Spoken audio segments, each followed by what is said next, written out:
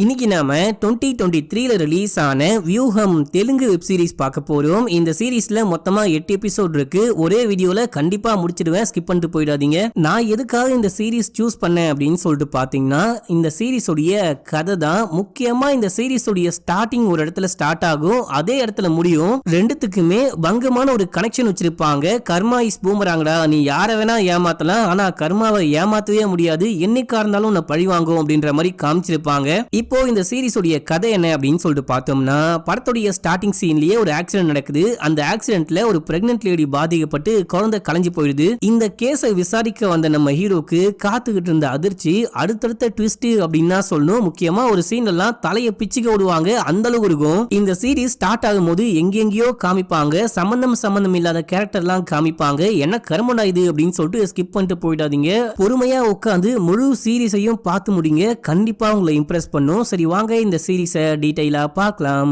அதுக்கு முன்னாடி நம்ம சேனலை சப்ஸ்கிரைப் பண்ணிக்கோங்க, பக்கத்துல வர பெல்லையும் கிளிக் பண்ணிக்கோங்க. இன்னமும் இன்ஸ்டால ஃபாலோ பண்ணல அப்படின்னா ஓடி போயிட்டு ஃபாலோ பண்ணிட்டு வந்துருங்க. இந்த படத்துடைய ஸ்டார்டிங் சீன்லயே ஒரு பொண்ணு பிரசவ வழியில துடிச்சுக்கிட்டு இருக்கா. அந்த பொண்ணுடைய கணவன் ஒரு வண்டிக்குள்ள போட்டு அந்த பொண்ணு ஹாஸ்பிட்டலுக்கு தூக்கிட்டு போலாம் அப்படின்னு சொல்லிட்டு வேகமா வண்டியை ஓட்டிட்டு போயிட்டே இருக்கும்போது திடீர்னு ஒரு கார் வந்து இந்த காருக்கு மேல மோதுது. பயங்கரமா ஆக்சிடென்ட் ஆகுது. அந்த பிரெக்னன்ட் லேடி உயிருக்கு போராடிக்கிட்டு இருக்காங்க. இவங்களை ஆக்சிடென்ட் பண்ண காருக்கு பெருசா ஒண்ணுமே ஆகல, அப்படியே நிக்குது. இந்த கணவன் பயங்கரமா கத்தி அழுகிறாரு, தயவு செஞ்சு எனக்கு ஹெல்ப் பண்ணுங்க, என் பொண்டாட்டியை காப்பாத்துங்க ப்ளீஸ் ப்ளீஸ் அப்படின்னு போது அந்த காரை ஓட்டிட்டு வந்தவன் மனசாட்சியே இல்லாம அங்கிருந்து கிளம்புறான். இப்போ அந்த பிரெக்னன்ட் லேடியும் இறந்து போறாங்க அப்படின்ற மாதிரி காமிக்கிறாங்க. இப்போ அப்படியே சீனை கட் பண்ணி ஹீரோவை காமிக்கிறாங்க. நம்ம ஹீரோ பீச் ஓரமா உட்காந்துட்டு என்னமோ யோசிச்சுக்கிட்டு இருக்காரு. அங்க ஒரு அம்மாவும் பையனும் இருக்காங்க. அந்த அம்மா போலீஸ். இப்போ அந்த சின்ன பையன் கடலுக்குள்ள குதிச்சு சங்க கொண்டுட்டு வரான். இத அம்மா பார்த்துட்டு, நீ ரொம்ப தைரியமான பையன், நான் எப்பயுமே உனக்கு சப்போர்ட்டா இருப்பேன், நான் எப்பயுமே உனக்கு துணையா இருப்பேன் அப்படின்ற மாதிரி பேசிக்கிட்டே இருக்கும்போது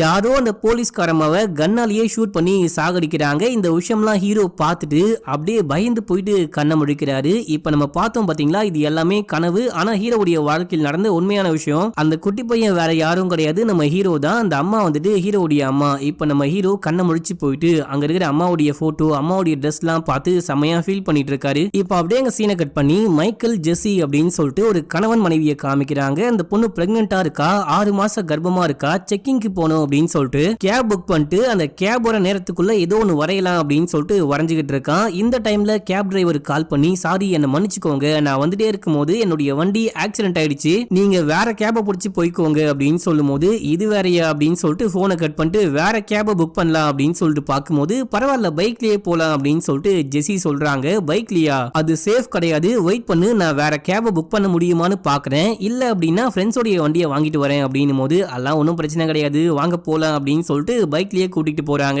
இப்போ இவங்க பைக்ல போயிட்டே இருக்கும்போது செம டிராபிக் ஜாமா இருக்கு. இவங்க ஒரு கேபை புக் பண்ணாங்க பாத்தீங்களா, அந்த கேப் டிரைவர் என்னமோ ஆக்சிடென்ட் பண்ணிட்டு இருக்காரு. அங்க ஒரே பெரிய பிரச்சனையா போயிட்டு இருக்கு, செம ஜாமா இருக்கு. இந்த பக்கம் போக வேணாம், வேற பக்கமா போலாம் அப்படின்னு சொல்லிட்டு போயிட்டே இருக்கும்போது இவரு சந்து பூந்தெல்லாம் பூந்து போயிட்டே இருப்பாரு. நடுவுல 3 பேரு பைக்ல ஒன் வேல வந்துகிட்டு இருக்காங்க. நல்ல வேலையே ஒரு மோதிர மாதிரி போயிட்டு இருப்பாரு. மோதாம வண்டியை நிப்பாட்டிட்டு பயங்கரமா திட்ட ஆரம்பிக்கிறாரு. சந்துக்குள்ள பிறந்தவனே ஏன்டா இப்படி ஒன் வேல வந்துட்டு இருக்க அப்படின்னு சொல்லிட்டு கேட்கும்போது, கொஞ்சம் நகரு, நான் எமர்ஜென்சியா ஹாஸ்பிட்டலுக்கு போயிட்டு இருக்கேன், நகரு அப்படின்னு சொல்லிட்டு பைக் ஓட்டுறவன் சொல்லும் போது, சரி ஓகே போய் தொலை அப்படின்னு சொல்லிட்டு இவரும் வண்டியை ஸ்டார்ட் பண்ணிட்டு போயிட்டே இருக்கும்போது திடீர்னு இன்னொரு பைக்கே உங்களை முற்ற மாதிரி வந்து கிராஸ் பண்ணிட்டு அப்படியே திரும்பி போகுது. பைக் ஓட்டுறவரு ஹெல்மெட் போட்டிருக்காரு, பின்னாடி உட்கார்ந்துகிட்டு இருக்கிறவரு கையில கன் வச்சிருக்காரு. இந்த விஷயத்தையுமே மைக்கேல் நல்லாவே நோட் பண்றான். இந்த வாட்டியுமே இவங்க வண்டி ஆக்சிடென்ட் ஆகாம தப்பிச்சிருச்சு. அப்படியே இவன் புலம்ப ஆரம்பிக்கிறான், பொண்டாட்டியை பிடிச்சி கத்த ஆரம்பிக்கிறான். இதுக்காக தான் நான் சொன்னேன் பைக் வேணா கார்ல வரலாம் அப்படின்னு சொல்லிட்டு, நீ தான் கேட்கல, இதுக்கப்புறமாச்சு நான் சொல்ற விஷயத்த கேளு ஜெசி அப்படின்னு சொல்லிட்டு இவங்க வண்டியை ஓட்டிட்டு போயிட்டே இருக்கும்போது ஒரு காதல் ஜோடியை பாக்குறாங்க. அவங்க ஜாலியா ஹக் பண்ணிட்டு ஜாலியா பேசிக்கிட்டு ரொமான்ஸ் பண்ணிட்டு போயிட்டே இருக்கும்போது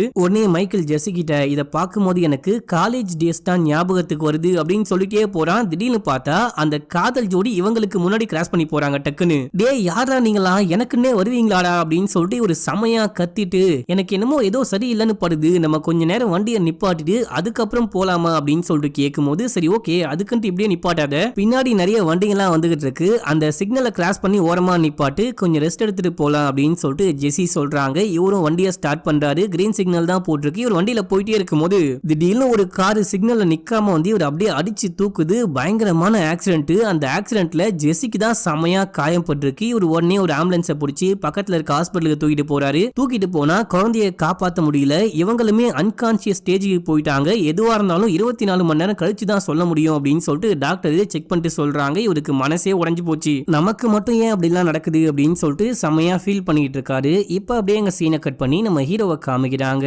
நம்ம ஹீரோ ஐபிஎஸ் ட்ரைனிங்லாம் முடிச்சுட்டு ஏசிபியா ஜாயின் பண்ணோம் அப்படின்னு சொல்லிட்டு ஸ்டேஷனுக்கு போயிட்டு இருக்காரு. போயிட்டே இருக்கும்போது டிரைவர் கிட்ட பேசிட்டே போறாரு. உங்க வீட்டுல யாரெல்லாம் இருக்கா, உங்களுக்கு எத்தனை பசங்க அப்படின்ற மாதிரிலாம் ஹீரோ கேட்கும் போது, எனக்கு ஒரு பொண்ணு ஒரு பையன், பொண்ணு வந்துட்டு எஸ்ஐயா ஜாயின் பண்ண போறா, இப்பதான் ட்ரைனிங் போயிட்டு இருக்கா, என் பொண்ணுடைய பேரு வாணி அப்படின்னு சொல்லும் போது ஹீரோக்கு ஒரு மாதிரி ஆகுது. ஏன்னா ஹீரோடைய அம்மா பேருமே வாணி தான். நான் இதுக்கு முன்னாடி ஹைதராபாத்ல வேலை பார்த்துக்கிட்டு இருக்கும் போது அங்க வாணின்னு சொல்லிட்டு ஒரு டிசிபி மேடம் இருந்தாங்க. பயங்கர நேர்மையான ஆபீசர். அதே டைம்ல மென்மையானவங்களும் கூட. கெட்டது பண்ணா உடனே பனிஷ்மெண்ட் கொடுப்பாங்க, நல்லா வேலை பார்த்துட்டோம் அப்படின்னா பாராட்டுவாங்க. ரொம்ப ரொம்ப நல்ல மனுஷி. அவங்கள அநியாயமா ஷூட் பண்ணி கொலை பண்ணிட்டாங்க. அவங்க ஞாபகமா தான் என்னுடைய பொண்ணுக்கு வாணின்னு பேர் வச்சேன். உங்களுக்கு அவங்கள பத்தி தெரியுமா அப்படின்னு சொல்லிட்டு கேட்கும் போது, நல்லாவே தெரியும், அவங்க என்னுடைய அம்மா தான் அப்படின்னு சொல்றாரு. இப்ப அப்படியே நம்ம ஹீரோ ஸ்டேஷனுக்கு போயிட்டு டியூட்டில ஜாயின் பண்றாரு. அங்க இருக்கிற எல்லாருமே நம்ம ஹீரோவை வரவேற்கிறாங்க. நம்ம ஹீரோ போயிட்டு அவருடைய கேபின்ல உட்கார்ந்துட்டு புதுசா ஜாயின் பண்ண கான்ஸ்டபிள கூப்பிட்டு இந்த ஸ்டேஷனை பத்தி எல்லாமே கேட்டு தெரிஞ்சுக்கிறாரு. யாரெல்லாம் லஞ்சம் வாங்குவா, யாரெல்லாம் நேர்மையான ஆபீசரு, யாரெல்லாம் கேவலமான ஆபீசரு அப்படின்னு சொல்லிட்டு எல்லாத்தையுமே இவரு புட்டு புட்டு வைக்கிறாரு. இப்ப அப்படியே எங்க சீனை கட் பண்ணி நம்ம ஹீரோவுடைய ஸ்டேஷன்லயே வேலை பார்க்கக்கூடிய எஸ்ஐ பவன் அப்படின்னு சொல்லிட்டு ஒரு போலீஸை காமிக்கிறாங்க. இவரு டாஸ்க் ஃபோர்ஸ் டிபார்ட்மெண்ட்டுக்கு போயிட்டு அங்க இருக்க இன்ஸ்பெக்டர் மீட் பண்ணி ஒரு கேஸ பத்தி பேச ஆரம்பிக்கிறாரு. ஸ்டார்டிங் சீன்ல மைக்கிளும் ஜெஸியும் போன வண்டியை ஒரு கார் மோதிருக்கும் பாத்தீங்களா, அந்த ஆக்சிடென்ட் பத்தி விசாரிக்கலாம் அப்படின்னு தான் வந்திருக்காரு. அந்த காரையே இந்த டாஸ்க் ஃபோர்ஸ் டிபார்ட்மெண்ட் தான் புடிச்சு வச்சிருக்காங்களா. எதுக்காக புடிச்சு வச்சிருக்கீங்க, நான் வந்துட்டு அந்த கேபோடைய டிரைவர் கிட்ட விசாரிக்கணும், அது மேல ஒரு கேஸ் இருக்கு அப்படின்னு சொல்லும் போது, இப்போ இந்த இன்ஸ்பெக்டர் என்ன சொல்றாரு அப்படின்னா, அன்னைக்கு அந்த கேபுக்குள்ள பாம் இருக்கு அப்படின்னு சொல்லிட்டு எங்க டிபார்ட்மெண்ட்டுக்கு ஒரு தகவல் கிடைச்சது. எப்படியாச்சும் அந்த பாமை டிஃப்யூஸ் பண்ணும் அப்படின்னு சொல்லிட்டு தான் எங்க டிபார்ட்மெண்ட்டை சேர்ந்த ஒரு டிரைவர் அந்த வண்டியை ஓட்டிட்டு போனாரு. ஓட்டிட்டு போகும்போது தான் ஆக்சிடென்ட் ஆச்சு. இப்போ அந்த கேஸை விசாரிச்சு என்ன பண்ண போறீங்க, சரியான ஆதாரம் இல்ல அப்படி இப்படின்னு சொல்லிட்டு எப்படியாச்சும் அந்த கேஸை க்ளோஸ் பண்ணுங்க அப்படின்னு சொல்லும் போது, இல்ல சார் எஃப்ஐஆர் போட்டாச்சு அப்படின்னு சொல்லிட்டு எஸ்ஐ சொல்றாரு. எஃப்ஐஆர் போட்டா என்னையா ப்ராப்ளம், கேஸை க்ளோஸ் பண்ண எப்படின்னு உனக்கு தெரியாதா, நான் சொல்லி கொடுக்கணுமா, ரொம்ப நாளா நீ டிரான்ஸ்ஃபர் வேணும்னு கேட்டுக்கிட்டு இருக்க இல்லையா, அதுக்கு நான் ஏற்பாடு பண்றேன். டாஸ்க் ஃபோர்ஸ் டிபார்ட்மெண்ட்டுக்கு இன்னும் ஒரு 3 மாசத்துல ஆட்கள் எடுக்கிற மாதிரி இருக்காங்க,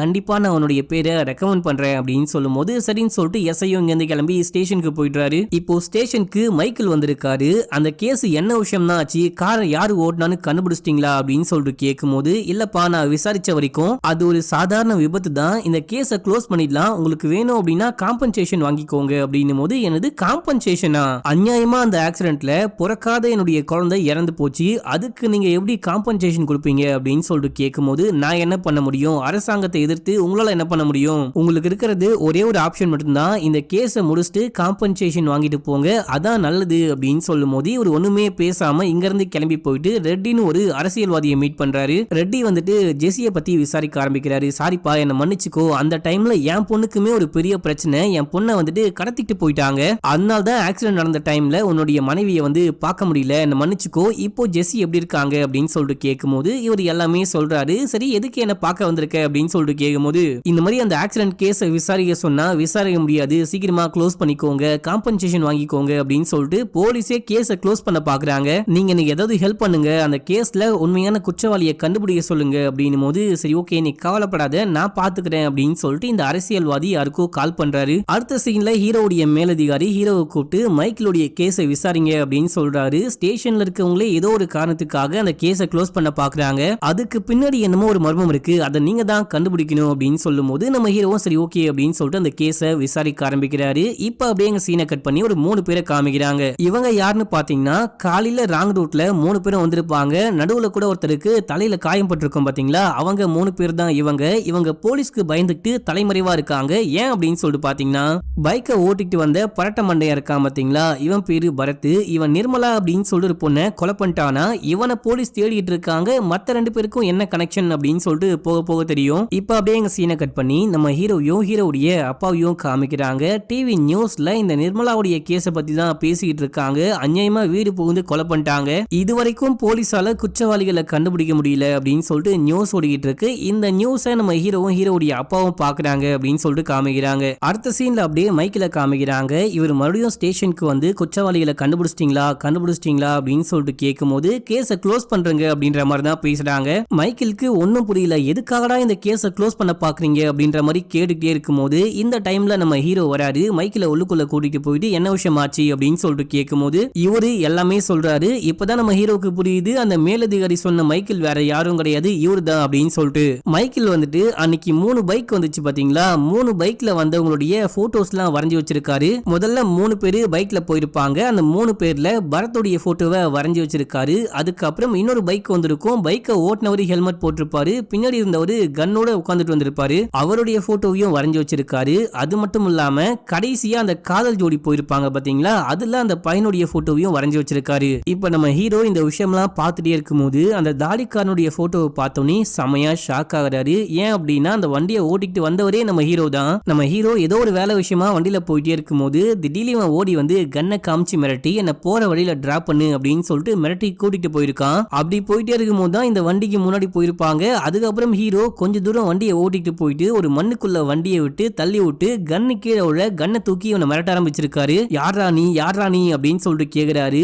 இதோட ஃபர்ஸ்ட் எபிசோட முடிக்கிறாங்க. இப்போ செகண்ட் எபிசோட் ஸ்டார்டிங் சீன்லயே ஒரு தீவிரவாத கும்பலை காமிக்கிறாங்க. அவங்க கன்லாம் வச்சு ட்ரைனிங் எடுத்துக்கிட்டு இருக்காங்க. இந்த டீமுக்கு ஒரு ஹெட் இருக்காரு. அவரு நம்ம சீக்கிரமா தயாராகணும், நமக்கு ஒரு முக்கியமான வேலை இருக்கு அப்படின்னு சொல்றாரு. இப்ப அப்படியே எங்க சீனை கட் பண்ணி நம்ம ஹீரோ பிடிச்ச அந்த தாடிக்காரனை காமிக்கிறாங்க. இவரை கொண்டுட்டு போயிட்டு தனியா ஒரு வீட்டுல அடைச்சு வச்சிருக்காங்க. நம்ம ஹீரோவும் ஹீரோவுடைய டீமும் சேர்ந்துக்கிட்டு இவனை பயங்கரமா விசாரிக்கிறாங்க. என்னதான் விசாரிச்சாலுமே இவன் எதுக்காக ஊருக்குள்ள வந்தான், எதுக்காக கன்னோட சுத்திக்கிட்டு இருக்கான் அப்படின்னு சொல்லிட்டு வாயவே திறக்க மாட்டான். இப்போ ஹீரோ கூட இருக்க ஆபீசர் என்ன சொல்றாரு அப்படின்னா, இவன் என்னதான் சொன்னாலுமே என்னதான் விசாரிச்சாலுமே வாயவே திறந்து உண்மையை பேச மாட்டான். நம்ம இவனை எவ்வளவு நாளைக்கு தான் இங்கேயே வச்சு விசாரிக்க முடியும், ஸ்டேஷனுக்கு கூட்டிட்டு போலாமா அப்படின்னு சொல்லிட்டு கேட்கும்போது ஸ்டேஷனுக்கு கூட்டிட்டு போனா அங்க இருக்கிற எல்லாருமே பண முதலிகள், எவனா காசு கொடுப்பான், எப்படா கரப்ஷன்ல ஈடுபடலாம் அப்படின்னு சொல்லிட்டு காத்துக்கிட்டு இருக்காங்க.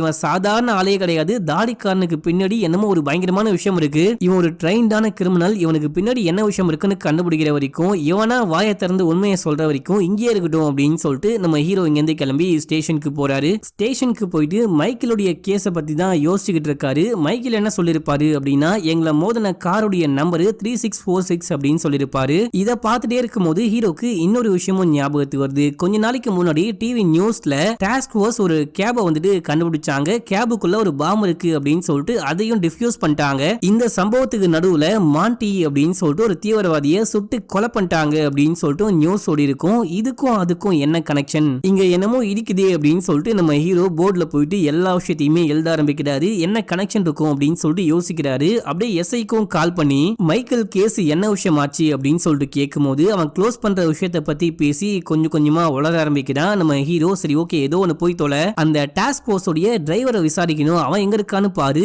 அந்த டீடைல்லாம் எனக்கு வேணும் அப்படின்னு சொல்லிட்டு கேட்டு ஹீரோ போனை கட் பண்றாரு. இப்ப அப்படியே எங்க சீனை கட் பண்ணா நம்ம ஹீரோ போயிட்டு ஒரு ஃப்ரெண்டை மீட் பண்றாரு. இந்த ஃப்ரெண்டு ஹோம் மினிஸ்டர் ஆபீஸ்ல ஒரு முக்கியமான பொறுப்புல வேலை பார்த்துக்கிட்டு இருக்காரு. இவரை எதுக்காக இப்ப நம்ம ஹீரோ மீட் பண்ணிருக்காரு அப்படின்னு சொல்லிட்டு பாத்தீங்கன்னா, இன்டெலிஜென்ட் டிபார்ட்மெண்ட் தான் டாஸ்க் போர்ஸ்க்கு இந்த காருக்குள்ள பாம் இருக்கு, அதை போயிட்டு டிஃப்யூஸ் பண்ணுங்க அப்படின்னு சொல்லிட்டு ஆர்டர் கொடுத்ததா அந்த கேஸ் ஃபைல்ல போட்டிருக்கோம். இது உண்மையா அப்படின்றதுலயே நம்ம ஹீரோக்கு டவுட் இருக்கான். இதை கொஞ்சம் கண்டுபிடிச்சு சொல்லு, அது மட்டும் இல்லாம யார் இந்த தாக்குதல நடத்துறதா இருந்தாங்க, அந்த பாம் என்ன மாதிரியான பாம் அப்படின்னு சொல்லிட்டு இந்த மாதிரி எனக்கு எல்லா விஷயமும் தெரிய வரணும் அப்படின்னு சொல்லும் போது ஃப்ரெண்டுக்காரனும் ஆபீஸ்க்கு போயிட்டு டீடைல்லாம் கலெக்ட் பண்ணிட்டு ஹீரோக்கு கால் பண்றான். கால் பண்ணி இன்டெலிஜென்ட் டிபார்ட்மெண்ட் இப்படி ஒரு விஷயத்த கண்டே பிடிக்கல, கண்டுபிடிச்சு டாஸ்க் போர்ஸ்க்கு தகவலும் சொல்லவே இல்லை அப்படின்னும் போது ஹீரோக்கு செம்ம ஷாக்கு. சொல்லாத விஷயத்த இவங்க எப்படி செஞ்சாங்க, அதுவும் இன்டெலிஜென்ட் டிபார்ட்மெண்ட் தான் சொன்னாங்க அப்படின்னு சொல்லிட்டு அந்த கேஸ் ஃபைலையும் எப்படி போட்டிருக்கு அப்படின்னு சொல்லிட்டு ஹீரோ யோசிக்க ஆரம்பிக்கிறாரு. அதுக்கப்புறம் அங்க இருக்க சிசிடிவி கேமரா ஃபுட்டேஜ் எல்லாம் கலெக்ட் பண்ணிட்டு வந்து பார்க்க ஆரம்பிக்கிறாரு. பார்த்துட்டே இருக்கும்போது அந்த கேபை ஓட்டிட்டு வந்தது டாஸ்க் போர்ஸ் உடைய டிரைவரே கிடையாது, வேற யாரோ ஓட்டிட்டு போறாரு. இங்க என்ன விஷயம் தான் நடக்குது, இங்க என்னமோ தப்பு இருக்கு அப்படின்னு சொல்லிட்டு ஹீரோ புரிஞ்சுக்கிறாரு. இப்ப அப்படியே எங்க சீனை கட் பண்ணி அந்த தீவிரவாதிகளுடைய தலைவனை காமிக்கிறாங்க. இவன் அந்த டாஸ்க் போர்ஸ் உடைய இன்ஸ்பெக்டர் இருக்காரு பாத்தீங்களா, அவரை பத்தின டீடைல பிரிண்ட் அவுட் எடுத்துக்கிட்டு இருக்காரு. இப்ப அப்படியே எங்க சீனை கட் பண்ணா நம்ம ஹீரோ வேற ஒரு கேஸ் விஷயமா ஒரு கிரைம் ஸ்பாட்டுக்கு போயிருக்காரு. அங்க போயிட்டு அது என்ன கேஸ்னு பார்த்தா ஒருத்தனை யாரோ கொலை பண்ணி 2 துண்டா கட் பண்ணி 2 ட்ரம்ல போட்டு மூடி வச்சுட்டு போயிருக்காங்க. இப்போ இந்த கேஸ பத்தி மத்த போலீஸ் கிட்ட கேட்கும்போது இதே போல ஒரு சம்பவம் இதுக்கு முன்னாடியே வேற ஒரு ஊர்ல நடந்திருக்கு. பேட்டனை பார்க்கும்போது ஏதோ ஒரு சைக்கோ தான் இந்த மாதிரி பண்ணிட்டு இருக்கான் போல, 2 கொலையையுமே ஒரே கொலைகாரன் தான் பண்ணிருப்பானு டவுட் இருக்கு சார் அப்படின்னு சொல்லும் போது சரி ஓகே யார் இந்த டெட் பாடியை கண்டுபிடிச்சா அப்படின்னு சொல்லிட்டு கேட்கும்போது ஒரு பையனை கூட்டிட்டு வந்து உட்கார வைக்கிறாங்க. இந்த பையன் யாருன்னு பார்த்தா ஸ்டார்டிங் சீன்ல ஒரு காதல் ஜோடி பைக்ல போயிருப்பாங்க பாத்தீங்களா, அந்த பைக்கை ஓட்டின காதலனே இவன் தான். நீ என்ன வேலை பாக்குற அப்படின்னு சொல்லிட்டு கேட்கும்போது நான் ஒரு ரைட் ரைட்டர் அப்படின்னு சொல்றான். ரைட்டருக்கு எதுக்குடா கன்னு அப்படின்னு சொல்லிட்டு நம்ம ஹீரோ ஒரு வீடியோ ஃபுட்டேஜை போட்டு காமிக்கிறாரு. இவனும் அந்த பொண்ணோனுக்கு கிராஸ் பண்ணி போனாங்க பாத்தீங்களா, அதுக்கப்புறம் யாரையோ பார்த்து பயந்து இவன் கண்ணை காமிச்சு மிரட்ட ஆரம்பிக்கிறான். அதுக்கப்புறம் போலீஸையே நோக்கி ஓட ஆரம்பிக்கிறான். இதெல்லாம் என்ன அப்படின்னு சொல்லிட்டு கேட்கும்போது இந்த பையன் அவனுடைய கதையை சொல்ல ஆரம்பிக்கிறான். இந்த பையன் ஒரு பொண்ணை லவ் பண்ணிட்டு இருக்கான். அந்த பொண்ணுடைய அப்பா மிகப்பெரிய அரசியல்வாதி, பயங்கரமான பணக்காரு. அவர் வேற யாரும் கிடையாது, அந்த ரெட்டி தான். ரெட்டி தன்னுடைய பொண்ணுக்கு ஒரு பெரிய பணக்கார வீட்டு பையனா பார்த்து வச்சிருக்காரு. என்னுடைய அப்பா வேற எனக்கு மாப்பிள்ள பாக்குறேன், கல்யாணம் பண்ணி வைக்கிறேன் அப்படின்னு சொல்லிட்டு கடுப்பேத்திக்கிட்டு இருக்காரு. இப்ப நம்ம என்ன பண்ண போறோம், நீ வேணா நேரா வந்து அப்பா கிட்ட பேசுறியா அப்படின்னு சொல்லிட்டு இந்த பையன் கிட்ட பொண்ணு கேட்கும் போது என்னாலாம் பேச முடியாது அப்படின்னு சொல்லிட்டு இந்த பையன் பயப்படுறான். கொஞ்சம் வெயிட் பண்ணு, நான் ராம்ஜி அங்கிளை வர சொல்லியிருக்கேன், அவரு நமக்கு ஏதாவது ஹெல்ப் பண்ணுவாரு, கண்டிப்பா ஐடியா கொடுப்பாரு அப்படின்னு சொல்லிட்டு இந்த பொண்ணுக்கு தெரிஞ்ச ஒரு அங்கிளை வர சொல்றா. அவரும் வந்து பேச ஆரம்பிக்கிறாரு. என்ன ப்ராப்ளம் அப்படின்னு சொல்லிட்டு கேட்கும்போது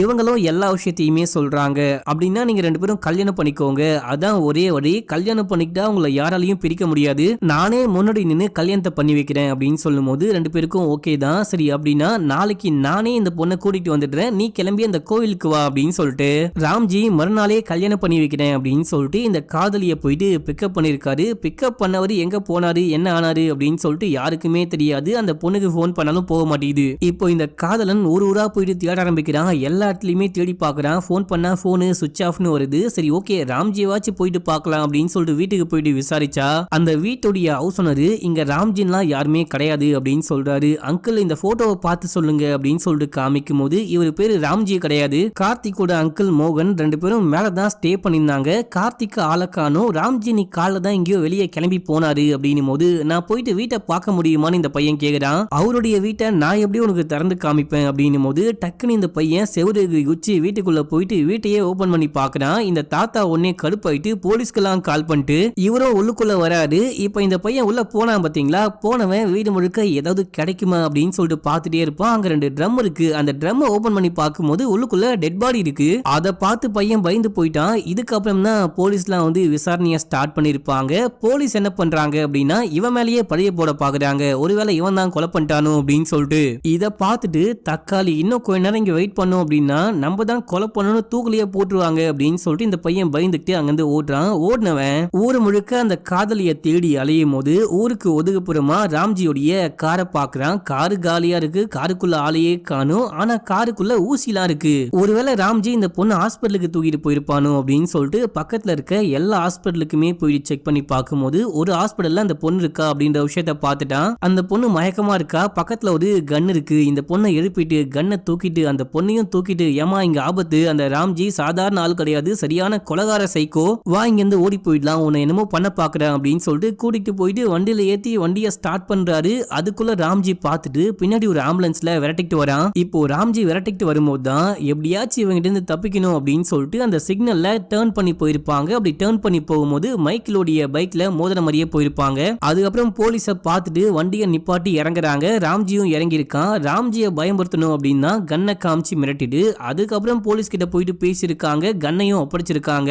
இந்த விஷயம் தான் சார் ஆச்சு அப்படின்னு சொல்லிட்டு இந்த காதலன் சொல்லி முடிக்கும் போது நம்ம ஹீரோக்கு தலையே சுத்தி போச்சு. சாதாரண ஒரு ஆக்சிடென்ட், ஆனா அதுக்கு முன்னாடி என்னடா இவ்வளவு இடியாப்ப சிக்கல் இருக்கே அப்படின்னு சொல்லிட்டு யோசிக்க ஆரம்பிக்கிறாரு. இப்ப அந்த ராம்ஜியை பத்தி யோசிக்கிறாரு. யார் இந்த சைக்கோ, எதுக்காக இவன் கூட இருந்தவனே கொலை பண்ணி அந்த ட்ரம்முக்குள்ள போட்டு போனா, அவன் எதுக்காக இந்த பொண்ணை கடத்திட்டு போனா அப்படின்லாம் யோசிக்க ஆரம்பிக்கிறாரு. ராம்ஜியுமே இப்ப இந்த ஆக்சிடென்ட்ல சம்பந்தப்பட்டிருக்காரு. இப்ப அப்படியே எங்க சீனை கட் பண்ணி அந்த தீவிரவாத கும்பலை காமிக்கிறாங்க.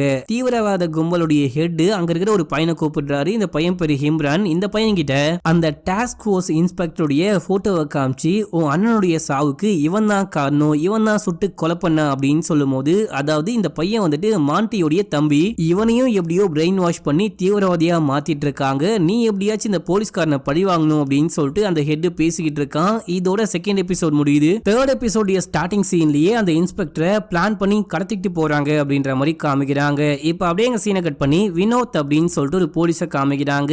இவரு நிர்மலாவுடைய வீட்டுக்கு போறாரு. அதாவது பரத்னு ஒருத்தனை காமிக்கிறாங்க. அவன் தான் வந்துட்டு நிர்மலாவை கொலை பண்ணிட்டான் அப்படின்னு கூட சொல்றாங்க பாத்தீங்களா. நிர்மலாக்கு என்னாச்சு அப்படின்னு சொல்லிட்டு இப்பதான் நமக்கு காமிக்க ஆரம்பிக்கிறாங்க. வினோத்னு ஒரு போலீஸ் நிர்மலாவுடைய வீட்டுக்கு போயிட்டு அப்பா கிட்ட இல்ல சைன் போடுங்க அப்படின்னு சொல்லிட்டு கேக்குறாரு. அவரு எல்லா விஷயத்தையுமே படிச்சு பார்த்துட்டு உண்மையிலேயே பரத் தான் கொலைகாரனா அப்படின்னு சொல்லிட்டு கேட்கும் போது, ஏன் அப்படி கேக்குறீங்க அப்படின்னு சொல்லிட்டு பரத் கேட்கும் போது, ஏன்னா ஸ்டேட்மெண்ட்ல நான் வேற ஒரு விஷயம் சொன்னேன், இதுல வேற ஒரு விஷயம் போட்டிருக்கு அப்படின்னு சொல்லிட்டு உண்மையா என்ன விஷயம் விஷயம் ஆச்சுன்னு இவரு சொல்ல ஆரம்பிக்கிறாரு. அன்னைக்கு நிர்மலாவும் அப்பாவும் சாப்பிட்டுட்டே இருக்கும்போது முகமுடி போட்ட ஒரு 5-6 பேரு உள்ளுக்குள்ள வராங்க. உள்ளுக்குள்ள வந்தவங்க நிர்மலாவையும் அப்பாவையும் புடிச்சு செம்மையா அடிச்சு நிர்மலாவை கத்தியாலேயே குத்தி கொலை பண்ணிட்டு வீட்டுக்குள்ள இருந்து லேப்டாப், போனு அப்படின்னு சொல்லிட்டு இந்த மாதிரி எலக்ட்ரானிக்கல் ஐட்டம்ஸை மட்டும் ஆட்டையை போட்டு கொண்டுட்டு போயிருக்காங்க. இந்த விஷயம் தான் ஆச்சு. நான் சொன்னது வேற, இது வேற, அதான் கேட்டேன் அப்படின்னு சொல்லிட்டு அப்பா சொல்லும் போது அன்னைக்கு வந்த போலீஸ் இவரா பாருங்க அப்படின்னு சொல்லிட்டு எஸ்ஐ லோகேஷ் அப்படின்னு சொல்லிட்டு ஒரு போலீஸோடைய போட்டோவை வினோத் காமிக்கும் போது ஆமா இவரு தான் அப்படின்னு சொல்லிட்டு அப்பா சொல்றாரு. வந்தவரு தனியா பேசியிருக்காரு. பேசி முடிச்சுட்டு வீட்டுல அங்கேயும் இங்கேயும் போயிட்டு அதுக்கப்புறம் கிளம்பி போயிட்டு இருக்காரு. சோ இந்த எஸ்ஐ லோகேஷ் தான் சம்பந்தமே இல்லாம பரத் தான் கொலைகாரன் அப்படின்ற மாதிரி பழிய போட்டிருக்காரு அப்படின்ற விஷயத்த வினோத் புரிஞ்சுக்கிட்டு அன்னைக்கு கொலை பண்ண வந்த கொலைகாரங்களை நீங்க பாத்தீங்களா, யாராவது ஒருத்தராச்சு முகமுடி போடாம வந்தாங்களா, இல்ல உங்களுக்கு வேற ஏதாவது டீடைல் தெரியுமா அப்படின்னு சொல்லிட்டு கேட்கும் போது யாருடைய ஃபேஸையும் நான் பார்க்கல, ஆனா ஒருத்த மட்டும் இன்னொருத்தனை கிட்டுன்னு கூப்பிட்டான், அது மட்டும் தான் எனக்கு தெரியும் அப்படின்னு சொல்லும் போது சரி ஓகே நான் கிளம்புறேன் அப்படின்னு சொல்லிட்டு வினோத் அங்கிருந்து கிளம்பிட்டாரு. இப்ப அப்படியே எங்க சீன் கட் ஆகுது. அடுத்த சீன்ல பரத்தை காமிக்கிறாங்க. பரத்தும் பரத்துடைய ஃப்ரெண்டும் சேர்ந்துட்டு யாரு கண்ணிலையும் மாட்டிட கூடாது அப்படின்னு சொல்லிட்டு பதுங்கி பதுங்கி போயிட்டு சாப்பாடு வாங்கிட்டு இருக்காங்க.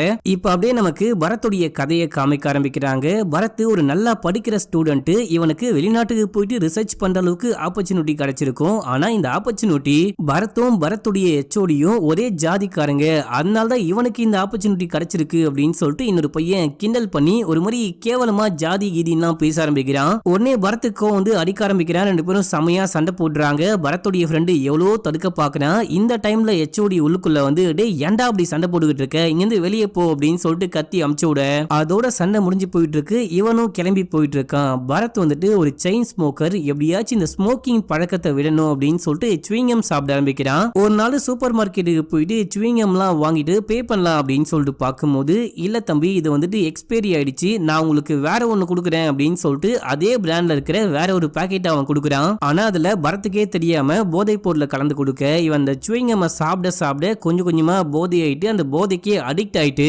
இருக்கிற எல்லா பணத்தையுமே செலவு பண்ண ஆரம்பிக்கிறான். தன்னுடைய பணத்தை செலவு பண்ணது மட்டும் இல்லாம ட்ரக் வாங்கணும் அப்படின்னு சொல்லிட்டு ரோட்ல தனியா போற பொண்ணுங்களுடைய செயின்லாம் அறுத்து அது மூலியமாவும் ட்ரக் வாங்கி யூஸ் பண்ண ஆரம்பிக்கிறான். இப்படிதான் ஒரு வாட்டி செயின் ஆட்டையை போடலாம் அப்படின்னு சொல்லிட்டு போகும்போது அங்க இருக்கவங்களே பிடிச்சி போலீஸ்ல ஒப்படைக்கிறாங்க. போலீஸ் இவங்களை போட்டு பொலன்னு பொழந்துட்டாங்க. அதுக்கப்புறம் எச்ஓடியும் அந்த ஃப்ரெண்டும் சேர்ந்துட்டு தான் வந்து இவனை ஜாமீன்ல கூட்டிட்டு போறாங்க. இதுக்கப்புறம் தான் பரத் ஒரு வீட்டுக்குள்ள திருட போகும்போது நிர்மலாவை கொலை பண்ணிட்டான் அப்படின்னு சொல்லிட்டு இவன் மேல கேஸ போட்டு போலீஸ் ஒரு பக்கம் இவனை தேடிட்டு இருக்காங்க. இவன் தலைமறைவா இருக்கான், எல்லாம் ஓகே தான். இவன் கூட எதுக்காக அந்த எச்ஓடியும் ஃப்ரெண்டும் சுத்திக்கிட்டு இருக்காங்க, தலைமறைவா இருக்காங்க அப்படின்னு சொல்லிட்டு படம் போக போக உங்களுக்கு புரியும். இப்ப அப்படியே எங்க சீனை கட் பண்ணி நம்ம ஹீரோவை காமிக்கிறாங்க. அந்த ராம்ஜி சைக்கோ ஒரு பையனை கொலை பண்ணி ட்ரம்முக்குள்ள போட்டு போனா இதே மாதிரி இன்னொரு இடத்துலயும் பண்ணிருக்கான் பாத்தீங்களா. இந்த கேஸ பத்தி ஹீரோ விசாரிச்சுக்கிட்டு இருக்காரு. இப்போ போஸ்ட்மார்ட்டம் ரிப்போர்ட், ஃபாரன்சிக் ரிப்போர்ட்லாம் வருது. ரெண்டுத்தையும் செக் பண்ணி பார்க்கும்போது ரெண்டு கொலையுமே ஒரே ஆள் தான் பண்ணிருக்கான் அப்படின்னு சொல்லிட்டு கன்ஃபார்மா தெரியுது. கொலைகாரனுக்கு ஒரு 50-55 வயசு இருக்கலாம் அப்படின்னு போட்டிருக்கு. இப்ப நம்ம ஹீரோ இங்க இருந்து கிளம்பி கொலை நடந்த இன்னொரு ஸ்பாட்டுக்கு போறாரு. அதாவது இந்த சைக்கோ 2 இடத்துல கொலை பண்ணா ஒரு இடத்துக்கு ஹீரோ ஆல்ரெடி போயிட்டாரு. இப்போ இன்னொரு இடத்துக்கு போயிட்டு பாக்குறாரு. அங்க போயிட்டு ஏதாவது கிடைக்குமா, ஏதாவது எவிடன்ஸ் மாட்டுமா அப்படின்னு சொல்லிட்டு பார்த்துட்டே இருக்கும்போது நம்ம ஹீரோக்கு ஒரு விஷயம் ஸ்ட்ரைக் ஆகுது. அந்த காதல் ஜோடியில அந்த பையனை கூப்பிட்டு ஹீரோ விசாரிக்கும் போது என்னுடைய காதலியோடைய வீடு இந்த ஸ்பாட்ல இருக்கு, இந்த ஊர்ல இருக்கு அப்படின்னு சொல்லிட்டு அட்ரஸ் கொடுத்திருப்பான். அந்த அட்ரஸ் இதே அட்ரஸ் தான், அதாவது இங்க இருந்து ஒரு 4 வீடு தள்ளி அப்படின்னு சொல்லிட்டு வச்சுக்கோங்களேன். இப்ப நம்ம ஹீரோ அந்த காதலனுக்கு கால் பண்றாரு. கால் பண்ணி உன்னுடைய கேர்ள் ஃப்ரெண்டுக்கு ஃபோன் பண்ணி கான்ஃபரன்ஸ்ல வர சொல்லு அப்படின்னு சொல்லிட்டு பேச ஆரம்பிக்கிறாரு. ஏமா நீ மொட்டை மாடி வாமா அப்படின்னு சொல்லிட்டு இவரும் மொட்டை மாடிக்கு போயிட்டு பார்க்கும்போது அந்த பொண்ணு இந்த வீட்ல இருந்து ஒரு 2 வீடு தான் மக்களை தள்ளி இருக்கா. இந்த வீட்ல இருந்து பார்த்தா அந்த வீடு பக்காவா நல்லா கிளீனாவே தெரியுது. இப்ப நம்ம ஹீரோக்கு டவுட் என்ன அப்படின்னு சொல்லிட்டு பாத்தீங்கன்னா அந்த ராம்ஜி சைக்கோ 2 பேரை கொலை பண்ணி ட்ரம்முக்குள்ள போட்டிருக்கான். அது மட்டும் இல்லாம இந்த பொண்ணை கடத்தவும் ட்ரை பண்ணிருக்கான். இவன் எதுக்காக இந்த பொண்ணை கடத்த ட்ரை பண்ணா அப்படின்னு சொல்லிட்டு ஹீரோக்கு புரியவே இல்ல. ஆனா இவன் ஏதோ ஒரு காரணத்துக்காக இந்த வீட்ல ஸ்டே பண்ணி அந்த பொண்ணு நல்லாவே நோட்டம் பார்த்திருக்கான் அப்படின்ற விஷயத்த ஹீரோ புரிஞ்சுக்கிறாரு. இங்க இருந்து கிளம்பி அந்த பொண்ணுடைய வீட்டுக்கே போயிட்டு அந்த பொண்ணுடைய அப்பா ரெட்டியை மீட் பண்றாரு. உங்ககிட்ட விசாரிக்கணும், கொஞ்சம் இவங்க எல்லாரையுமே வெளியே போக சொல்லுங்க அப்படின்னும் போது ரெட்டி அங்க இருக்கிற ஒரு பையனை கூப்பிடுறாரு. அந்த பையன் பேரு கிட்டு எல்லாரையும் வெளியே கூட்டிட்டு போ அப்படின்னும் போது அந்த பையனும் கூட்டிட்டு போறான். இப்ப நம்ம ஹீரோ அந்த ராம்ஜியோடைய போட்டோவை காமிச்சு இவனை இதுக்கு முன்னாடி நீங்க பாத்திருக்கீங்களா, உங்களுக்கும் இவனுக்கும் ஏற்கனவே ஏதாவது பழக்கம் இல்ல பகை இருக்கா அப்படின்னு சொல்லிட்டு கேட்கும் போது இவன் யாருன்னே தெரியாது, இதுக்கு முன்னாடி நான் இவனை பார்த்தது கூட கிடையாது அப்படின்னு சொல்றாரு. சரி இதுக்கப்புறமாச்சு கொஞ்சம் சேஃபா இருங்க, ஏதாவது தேவைப்பட்டா உடனே கால் பண்ணுங்க, உங்க பொண்ணை பத்திரமா பாத்துக்கோங்க அப்படின்னு சொல்லிட்டு ஹீரோ இங்க இருந்து கிளம்பி ஸ்டேஷன் ஸ்டேஷனுக்கு போயிட்டு ஒரு கான்ஸ்டபிளை கூப்பிட்டு எஸ்ஐ லோகேஷ்க்கும் இந்த ரெட்டிக்கும் என்ன கனெக்ஷன் கண்டுபிடிங்க, இவங்க 2 பேருக்குள்ள கண்டிப்பா என்னமோ ஒரு சம்பந்தம் இருக்கு அப்படின்னு சொல்றாரு. இது அப்புறம் இந்த கேஸ பத்தி தான் யோசிக்கிறாரு. எல்லாமே ஒன்னோட ஒன்னு கனெக்ஷனா இருக்கு. நம்ம இது வரைக்கும் அந்த டாஸ்க் போர்ஸ் உடைய டிரைவரை விசாரிக்கவே இல்ல, அவனை வர சொன்னாலும் வரமாட்டான், அவனுக்கு என்ன ஆச்சுன்னு பாருங்க அப்படின்னு சொல்லிட்டு ஒரு போலீஸை விட்டு அனுப்பும் போது அவரு போயிட்டு செக் பண்ணிட்டு வந்து அந்த டிரைவர் நேத்து நைட்டே இறந்து போயிட்டு இருக்காரு. வீட்டுல இந்த சிலிண்டர் வெடிச்சு போயிட்டு இருக்கு. ஹாஸ்பிட்டலுக்கு தூக்கிட்டு போயிட்டு அட்மிட் பண்ணியுமே அவரை காப்பாற்ற முடியல அப்படின்னு சொல்றாங்க. என்னையா சொல்ற, எந்த பக்கம் போனாலும் முட்டு சந்தா இருக்கே அப்படின்னு சொல்லிட்டு நம்ம ஹீரோ உடனே இங்க இருந்து கிளம்பி டாஸ்க் போர்ஸ் டிபார்ட்மெண்ட்டுக்கு போறாரு. அங்க போயிட்டு பார்க்கும்போது அந்த இன்ஸ்பெக்டர் ஆளக்கானோ, எங்கயா அவங்க ஆபீசரு அப்படின்னு சொல்லிட்டு கேட்கும்போது அவர் 2 நாளாவே ஆளக்கானோ, கால் பண்ணாலும் போன் போக மாட்டேங்குது, நேத்து தான் அவருடைய மனைவி வந்து என் புருஷனை காணும் அப்படின்னு கம்ப்ளைண்ட் கொடுத்துட்டு போறாங்க, நாங்க தேடிக்கிட்டு இருக்கோம் அப்படின்னு சொல்றாங்க. என்னது போலீஸை காணும் தேடிக்கிட்டு இருக்கீங்களா அப்படின்னு சொல்லிட்டு நம்ம ஹீரோ எல்லாத்தையுமே யோசிக்க ஆரம்பிக்கிறாரு. யோசிச்சு ஒரு தியரியை கிரியேட் பண்றாரு. அதாவது டாஸ்க் போர்ஸ் உடைய டிரைவர் தான், நான் தான் அந்த காரை ஓட்டிட்டு போனேன் அப்படின்னு சொல்றாரு. ஓட்டிட்டு போகும்போது தான் ஆக்சிடென்ட் ஆயிருக்கு. ஆனா சிசிடிவி கேமரா ஃபுட்டேஜ பார்க்கும்போது வேற யாரோ ஓட்டிட்டு போயிருக்காங்க. இப்போ அந்த டிரைவர் இறந்து போயிட்டாரு. இன்ஸ்பெக்டர் எங்க போனாரு அப்படின்னே தெரியல. இப்போ முக்கியமான கேள்வி என்ன அப்படின்னா, அந்த காரை ஓட்டிட்டு போனது யாரு? ஒருவேளை தீவிரவாதியா இருக்குமோ? அந்த தீவிரவாதியை காப்பாத்த தான் டாஸ்க் போர்ஸ் உடைய இன்ஸ்பெக்டர் முயற்சி பண்ணிட்டு இருக்காரு. இப்போ அவரும் ஓடி போயிட்டாரு அப்படின்னு சொல்லிட்டு இந்த எல்லா விஷயத்தையுமே மேலதிகாரிகிட்ட ஹீரோ போயிட்டு பேசி, நான் விசாரிக்கணும், இவங்க எல்லாரையுமே விசாரிக்கணும், அதுக்கு பெர்மிஷன் கொடுங்க அப்படின்னு சொல்லிட்டு கேட்கும்போது, ஏன்பா இந்த மாதிரி உன்னுடைய தியரியை மட்டும் வச்சுக்கிட்டு ஒரு டாஸ்க் போர்ஸ் உடைய இன்ஸ்பெக்டர் விசாரிக்க பெர்மிஷன்லாம் கொடுக்க முடியாது. இப்போ முதல்ல அந்த ஆள் எங்க போயிருக்கான் அப்படின்னே தெரியல. இந்த கேஸை பத்தி உன்னால இன்னமும் எவிடன்ஸை கொண்டு வர முடியும் அப்படின்னா நான் வந்துட்டு பெர்மிஷன் கொடுக்குறேன் அப்படின்னு சொல்றாரு. ஓகே சார் அப்படின்னா நான் போயிட்டு எவிடன்ஸோட வரேன் அப்படின்னு சொல்லிட்டு நம்ம ஹீரோ அங்கிருந்து கிளம்புறாரு. இப்போ அப்படியே எங்க சீனை கட் பண்ணி அந்த இன்ஸ்பெக்டர் காமிக்கிறாங்க. இவரை யாரோ கடத்தி வச்சு பயங்கரமா டார்ச்சர் பண்றாங்க. உண்மையை சொல்றா அப்படின்னு போது, சார் எனக்கு சத்தியமா ஒண்ணுமே தெரியாது, நான் ஒண்ணுமே பண்ணல அப்படின்னு போது, இப்ப அந்த இன்ஸ்பெக்டர் ஷூட் பண்ணி இவனை தூக்கிட்டு போயிட்டு சாக்கடையில வீசுங்க அப்படின்னு சொல்லிட்டு ஒரு வாய்ஸ் மட்டும் கேக்குது. இதோட 3வது எபிசோட் முடியுது. 4வது எபிசோடைய ஸ்டார்டிங் சீன்லயே அந்த இன்ஸ்பெக்டர் யாரோ கொலை பண்ணி ஏரிக்குள்ள தூக்கி போட்டாங்க அப்படின்னு சொல்லிட்டு நம்ம ஹீரோக்கு தகவல் கிடைக்குது. எப்படி அப்படின்னு சொல்லிட்டு கேட்கும்போது, எப்படி எல்லாம் தெரியல சார், இப்பதான் இன்வெஸ்டிகேஷன் பண்ணிட்டு இருக்கோம், 2 நாளா அவரை போட்டு பயங்கரமா டார்ச்சர் பண்ணிருக்காங்க, முக்கியமா நெஞ்சுக்கு நேரா துப்பாக்கியை வச்சு ரொம்ப கிட்ட இருந்து ஷூட் பண்ணி கொலை பண்ணிருக்காங்க, ஏன் அப்படி பண்ணாங்க அப்படின்லாம் தெரியல அப்படின்னு சொல்றாங்க. இப்ப அப்படியே எங்க சீனை கட் பண்ணி எஸ்ஐ பவனை காமிக்கிறாங்க. இவருடைய தம்பிக்கு உடம்பு சரியில்லை, பயங்கர சீரியஸா இருக்காரு, எனக்கு 2-3 நாள் லீவ் வேணும் அப்படின்னு சொல்லிட்டு சொந்த ஊருக்கு போயிருக்காரு. நம்ம ஹீரோக்கு இந்த எஸ்ஐ பவன் மேல டவுட். அவருக்கு வீடியோ கால் பண்றாரு. கால் பண்ணி, என்ன பவன் உங்க தம்பி எப்படி இருக்காரு அப்படின்னு சொல்லிட்டு கேட்கும்போது, இப்போ கொஞ்சம் பரவாயில்ல சார், ஆனா உடம்பு குணமாக இன்னமும் 1 வாரம் ஆகும் போல சார் அப்படின்னும் போது, ஓ அப்படியா, அப்படின்னா இவர் யாரு அப்படின்னு சொல்லிட்டு அந்த தம்பியை கூட்டிட்டு வந்து வீடியோ காலையே காமிக்கும் போது பையன் வசமா மாட்டிக்கிட்டான். எதுக்காக போய் சொல்லி லீவ் போட்ட அப்படின்னு சொல்லிட்டு கேட்கும்போது, அந்த டாஸ்க் போர்ஸ் உடைய இன்ஸ்பெக்டர் இருக்காரு பாத்தீங்களா, அவர் தான் லீவ் போட சொல்லியிருக்காரு. டேய் அவர் சொல்றதெல்லாம் நீ ஏன்டா கேக்குற அப்படின்னு சொல்லிட்டு கேட்கும்போது, ஆக்சுவலா இந்த எஸ்ஐ பவன் தான் இந்த கேஸை க்ளோஸ் பண்ண ரொம்பவும் மும்பரமா இருந்தாரு அப்படின்ற விஷயம் ஹீரோக்கு நல்லாவே தெரியும். பவனுக்கும் இன்ஸ்பெக்டருக்கும் என்னமோ ஒரு கனெக்ஷன் இருக்கு அப்படின்னு நம்ம ஹீரோக்கு நல்லாவே தெரியும். அவர் சொல்றதெல்லாம் நீ எதுக்காக கேக்குற, காசு வாங்கிட்டியா அப்படின்னு சொல்லிட்டு கேட்கும்போது, காசுலாம் ஒன்னும் வாங்கல சார், எனக்கு டிரான்ஸ்ஃபருக்கு ஹெல்ப் பண்றேன் அப்படின்னு சொன்னாரு, எனக்கு டாஸ்க் போர்ஸ்ல சேரணும் அப்படின்னு சொல்லிட்டு ரொம்ப நாள் ஆசை, அவரு ஹெல்ப் பண்றேன்னு சொல்றாரே அப்படின்னு சொல்லிட்டு அவர் சொல்ற எல்லா பேச்சையுமே கேட்டேன், மத்தபடி எனக்கும் அவர் சொன்னது நான் செஞ்சதுக்கும் எந்த சம்பந்தமும் கிடையாது, என்ன மன்னிச்சுக்கோங்க அப்படின்னும் போது, மன்னிப்பெல்லாம் கிடையவே கிடையாது தம்பி, 3 மாசம் சஸ்பெண்ட் அப்படின்னு சொல்லிட்டு சஸ்பெண்ட் பண்ணி விட்டுறாரு. இப்ப அப்படியே எங்க சீனை கட் பண்ணி மைக்கில் காமிக்கிறாங்க.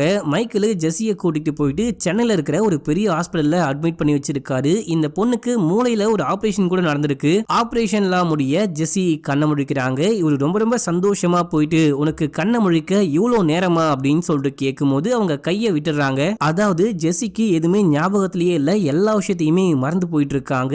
இதை பார்த்து மைக்கேல் பயங்கரமா அதிர்ச்சி ஆயிட்டு டாக்டர் கிட்ட போயிட்டு, என்ன டாக்டர் ஆச்சு அந்த பொண்ணுக்கு, அவளால என்னையே ரெகனைஸ் பண்ண முடியல அப்படின்னு சொல்லிட்டு கேட்கும்போது, இப்ப நம்ம பண்ணிருக்க ஆபரேஷன் அந்த மாதிரி மூளையில ஆபரேஷன் பண்ணிருக்கோம் இல்லையா, அதனால பழைய விஷயங்கள்லாம் மறந்து போயிடுச்சு, நீங்க கூடவே உட்கார்ந்து உங்களுக்குள்ள நடந்த எல்லா விஷயத்தையுமே கொஞ்சமா பேசுங்க, கண்டிப்பா உங்களுக்கு ஞாபகம் வர நிறையவே வாய்ப்பு இருக்கு, கொஞ்சமா ஞாபகத்துக்கு வந்துடும் அப்படின்னு சொல்றாரு. இப்ப அப்படியே எங்க சீனை கட் பண்ணி ஒரு கேப் டிரைவரை காமிக்கிறாங்க. இவர் யாரு அப்படின்னா, வெரி ஃபர்ஸ்ட் சீன்ல தன்னுடைய கர்ப்பிணி மனைவியை ஹாஸ்பிட்டலுக்கு கூட்டிட்டு போகும்போது பயங்கரமான ஆக்சிடென்ட் ஆயிருக்கும். அந்த ஆக்சிடென்ட்ல இவருடைய மனைவி இறந்தும் போயிட்டு இருப்பாங்க. அவரு தான் இவரு. அந்த சம்பவம் நடந்து 5 வருஷம் ஆகுது. இவரு இந்த ஊருக்கு வந்து கேப்லாம் ஓட்டி இருக்காரு போல. இப்ப இந்த வேலை செட் ஆகாம ஏதோ ஒரு பிரச்சனையால நான் திரும்பி ஊருக்கே போறேன், நான் சொந்த கிராமத்துக்கே போயிட்டு ஆம்புலன்ஸ் ஓட்டி பழச்சுக்கிறேன் அப்படின்னு சொல்லிட்டு சொல்லிட்டு பாஸ் கிட்ட கீயை கொடுத்துட்டு அவர் அங்கிருந்து கிளம்புறாரு. அடுத்த சீன்ல ஹீரோவை காமிக்கிறாங்க. அந்த ராம்ஜியை தேட சொல்லி நம்ம ஹீரோ ஒரு டீமையே ஃபார்ம் பண்ணிருப்பாரு. அந்த டீமுடைய லீடர் வந்து நாங்க ராம்ஜியை கண்டுபிடிக்க ரொம்பவே ட்ரை பண்ணிட்டு இருக்கோம். அவன் ட்ரெயின்லயே டிராவல் பண்ணிட்டு இருக்கான். முக்கியமா 2 ரயில்வே ஸ்டேஷன்ல நாங்க அவனை பார்த்திருக்கோம். அதாவது சிசிடிவி கேமரா வச்சு கண்டுபிடிச்சிருக்காங்க.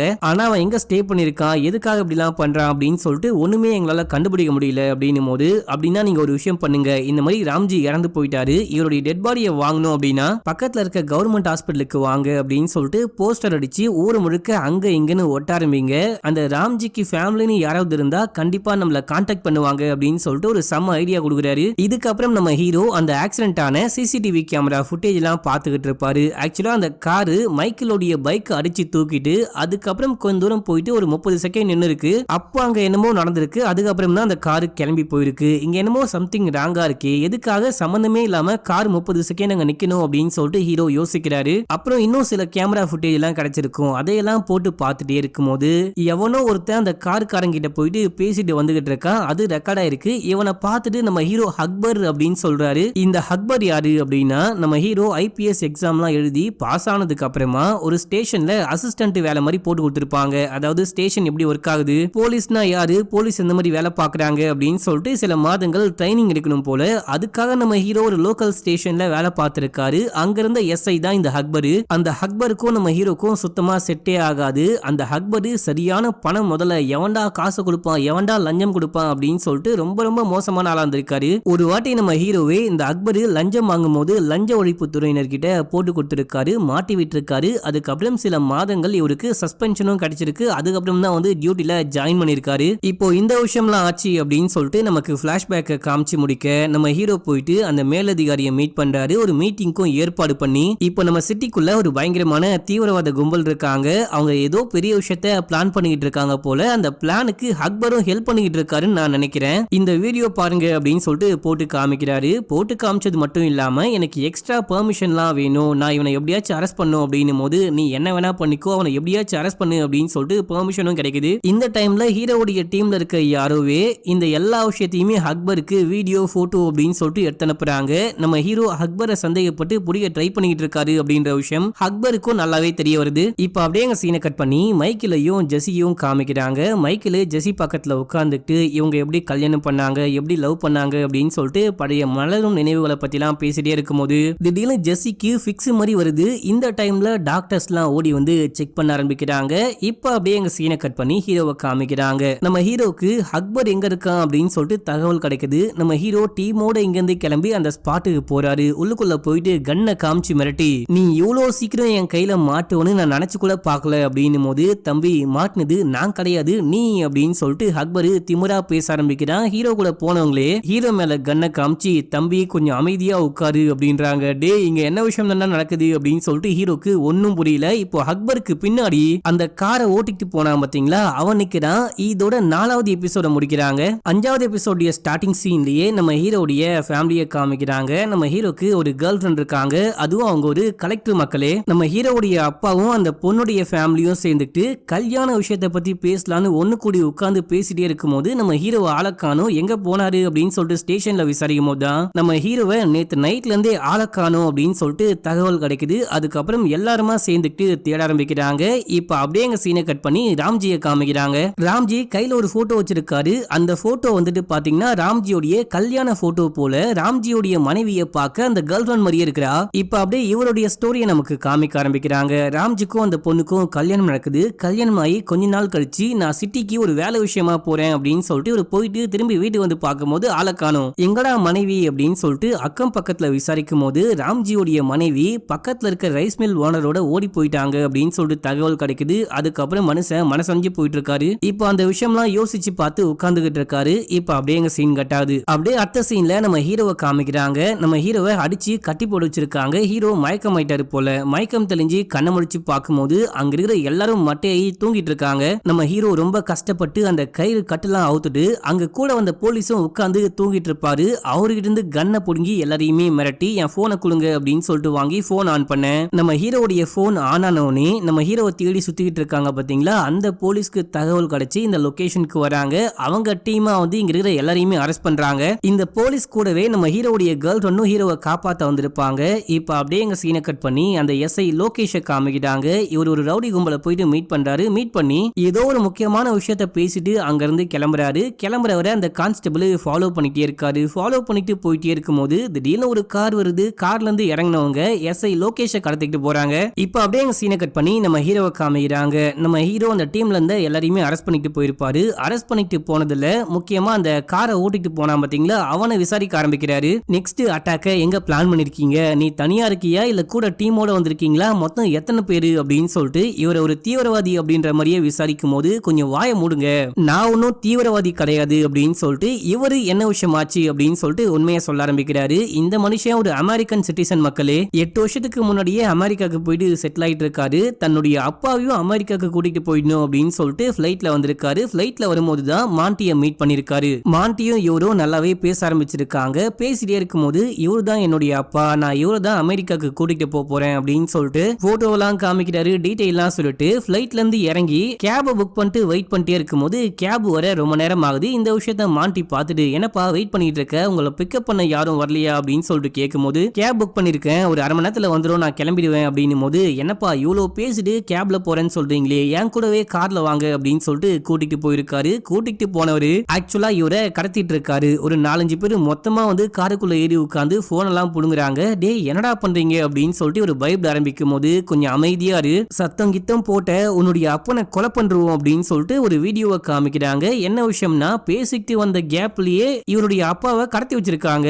டே என்னடா நடக்குதுங்க, என்னடா பண்ணிக்கிட்டு இருக்கீங்க, என்னுடைய அப்பாவை ஏன்டா கடத்தி வச்சிருக்கீங்க அப்படின்னு சொல்லிட்டு கேட்கும் போது எல்லாமே சொல்றோம், அமைதியா வா அப்படின்னு சொல்லிட்டு ஊருக்கு கொஞ்சம் ஒதுக்குப்புறமா கூட்டிட்டு போயிட்டு ஒரு காருக்குள்ள ஏத்தி விட்டு இந்த கேபை ஓட்டிட்டு போயிட்டு சிட்டி மாலுடைய பார்க்கிங்ல நிப்பாட்டிட்டு அதை மட்டும் நீ பண்ணிட்ட அப்படின்னா உன்னுடைய அப்பாக்கு ஒன்னும் ஆகாது, இந்த போனை கையில வச்சுக்கோ, என் கூட பேசிக்கிட்டே இரு, காலை மட்டும் கட் பண்ணாத, உனக்கு முன்னாடியும் பின்னாடியும் என்னுடைய ஆட்கள் வந்துட்டே இருப்பாங்க அப்படின்னு சொல்லிட்டு போக சொல்ல இவரும் வேற வழி இல்லாம அந்த வண்டியை ஓட்ட ஆரம்பிச்சிருக்காரு. வேகமா ஓட்டிட்டு போகும்போது தான் இந்த பதட்டத்துல மைக்கிளுடைய பைக்கை அடிச்சு தூக்க அந்த பொண்ணுக்கு அந்த மாதிரி ஆயிட்டு இருக்கு. இவன் அப்ப கூட வண்டியை நிப்பாட்டிட்டு அவங்களுக்கு என்னாச்சு அப்படின்னு சொல்லிட்டு பாக்குறான். டேய் வண்டியெல்லாம் நிப்பாட்டாத, சீக்கிரம் கிளம்பு கிளம்பு அப்படின்னு சொல்லிட்டு மாண்டி கத்திட்டே இருக்கும் போது இவன் வண்டியை ஓட்ட ஆரம்பிக்கிறான். போலீஸ் வந்துட்டு வழியில செக் பண்றாங்க. அதுவும் கையில மாண்டியுடைய போட்டோ வச்சிருக்காங்க. இவனை பாத்தீங்களா அப்படின்னு சொல்லிட்டு செக் பண்ணிட்டே இருக்கும் போது இவனுடைய வண்டியும் செக் பண்ணிட்டு சரி ஓகே நீங்க போலாம் அப்படின்னும் போது இவன் பதட்டத்துல அங்க இருக்க பேரிகார்ட் மேல வண்டியை மோதிடுறான். இந்த விஷயத்த போலீஸ் நோட் பண்றாங்க. முக்கியமா அங்க நின்னுட்டு இருந்த அக்பர் நோட் பண்றாரு. இந்த டைம்ல அக்பர் வந்துட்டு சஸ்பென்ஷன்ல இருக்காரு.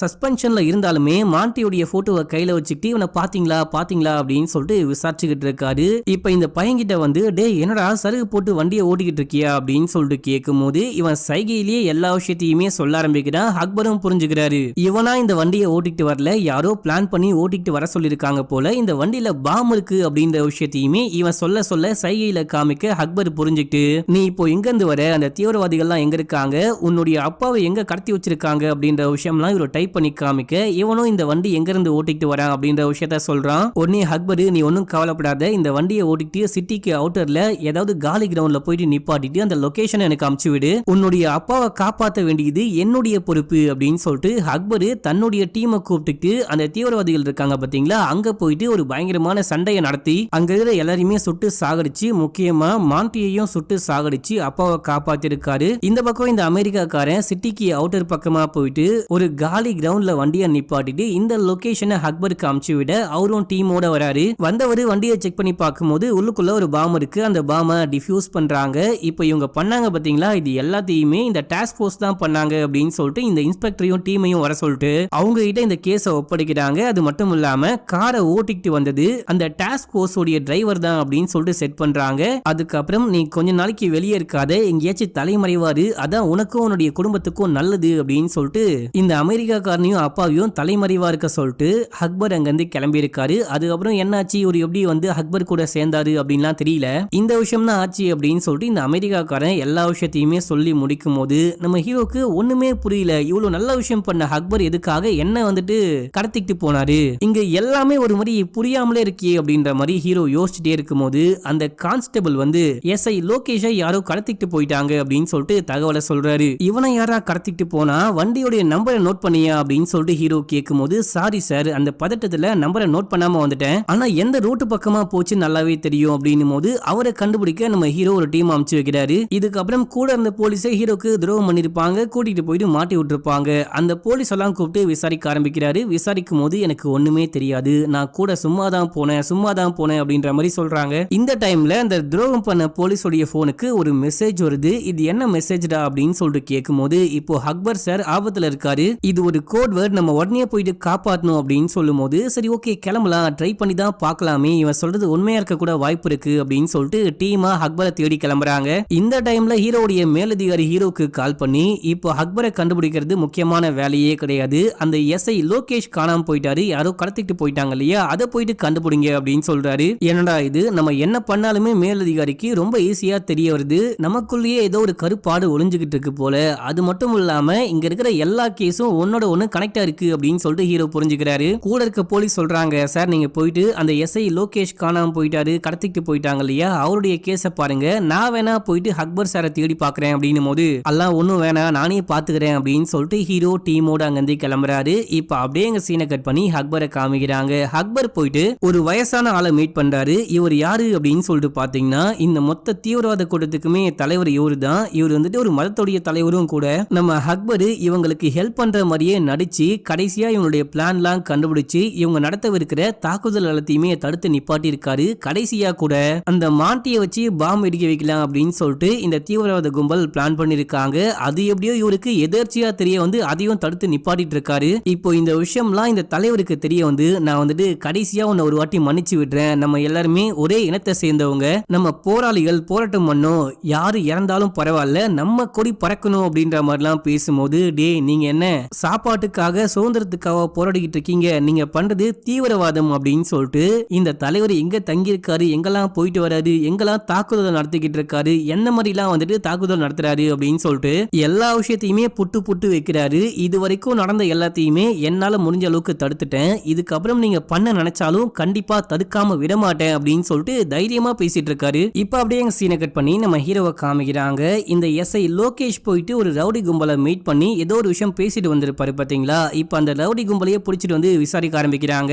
எதுக்காக எஸ்ஐ லோகேஷ் வந்து உங்களை மீட் பண்ணாரு அப்படின்னும் போது, ஒரு ஆளுடைய போட்டோவை காமிச்சு இவரை கொலை பண்ணும் அப்படின்னு சொன்னாரு. அந்த ஆளு யாரு, என்ன, எதுக்கு கொலை பண்றாங்க அப்படின்லாம் எங்களுக்கு தெரியாது, இதான் அந்த நபருடைய போட்டோ அப்படின்னு சொல்லிட்டு காமிக்கும் போது, அது யாருன்னு பார்த்தா நம்ம பரத் தான். பரத்தை எதுக்காக எஸ்ஐ லோகேஷ் கொலை பண்ண சொன்னாரு அப்படின்னு சொல்லிட்டு ஹீரோக்கே ஒன்னும் புரியல.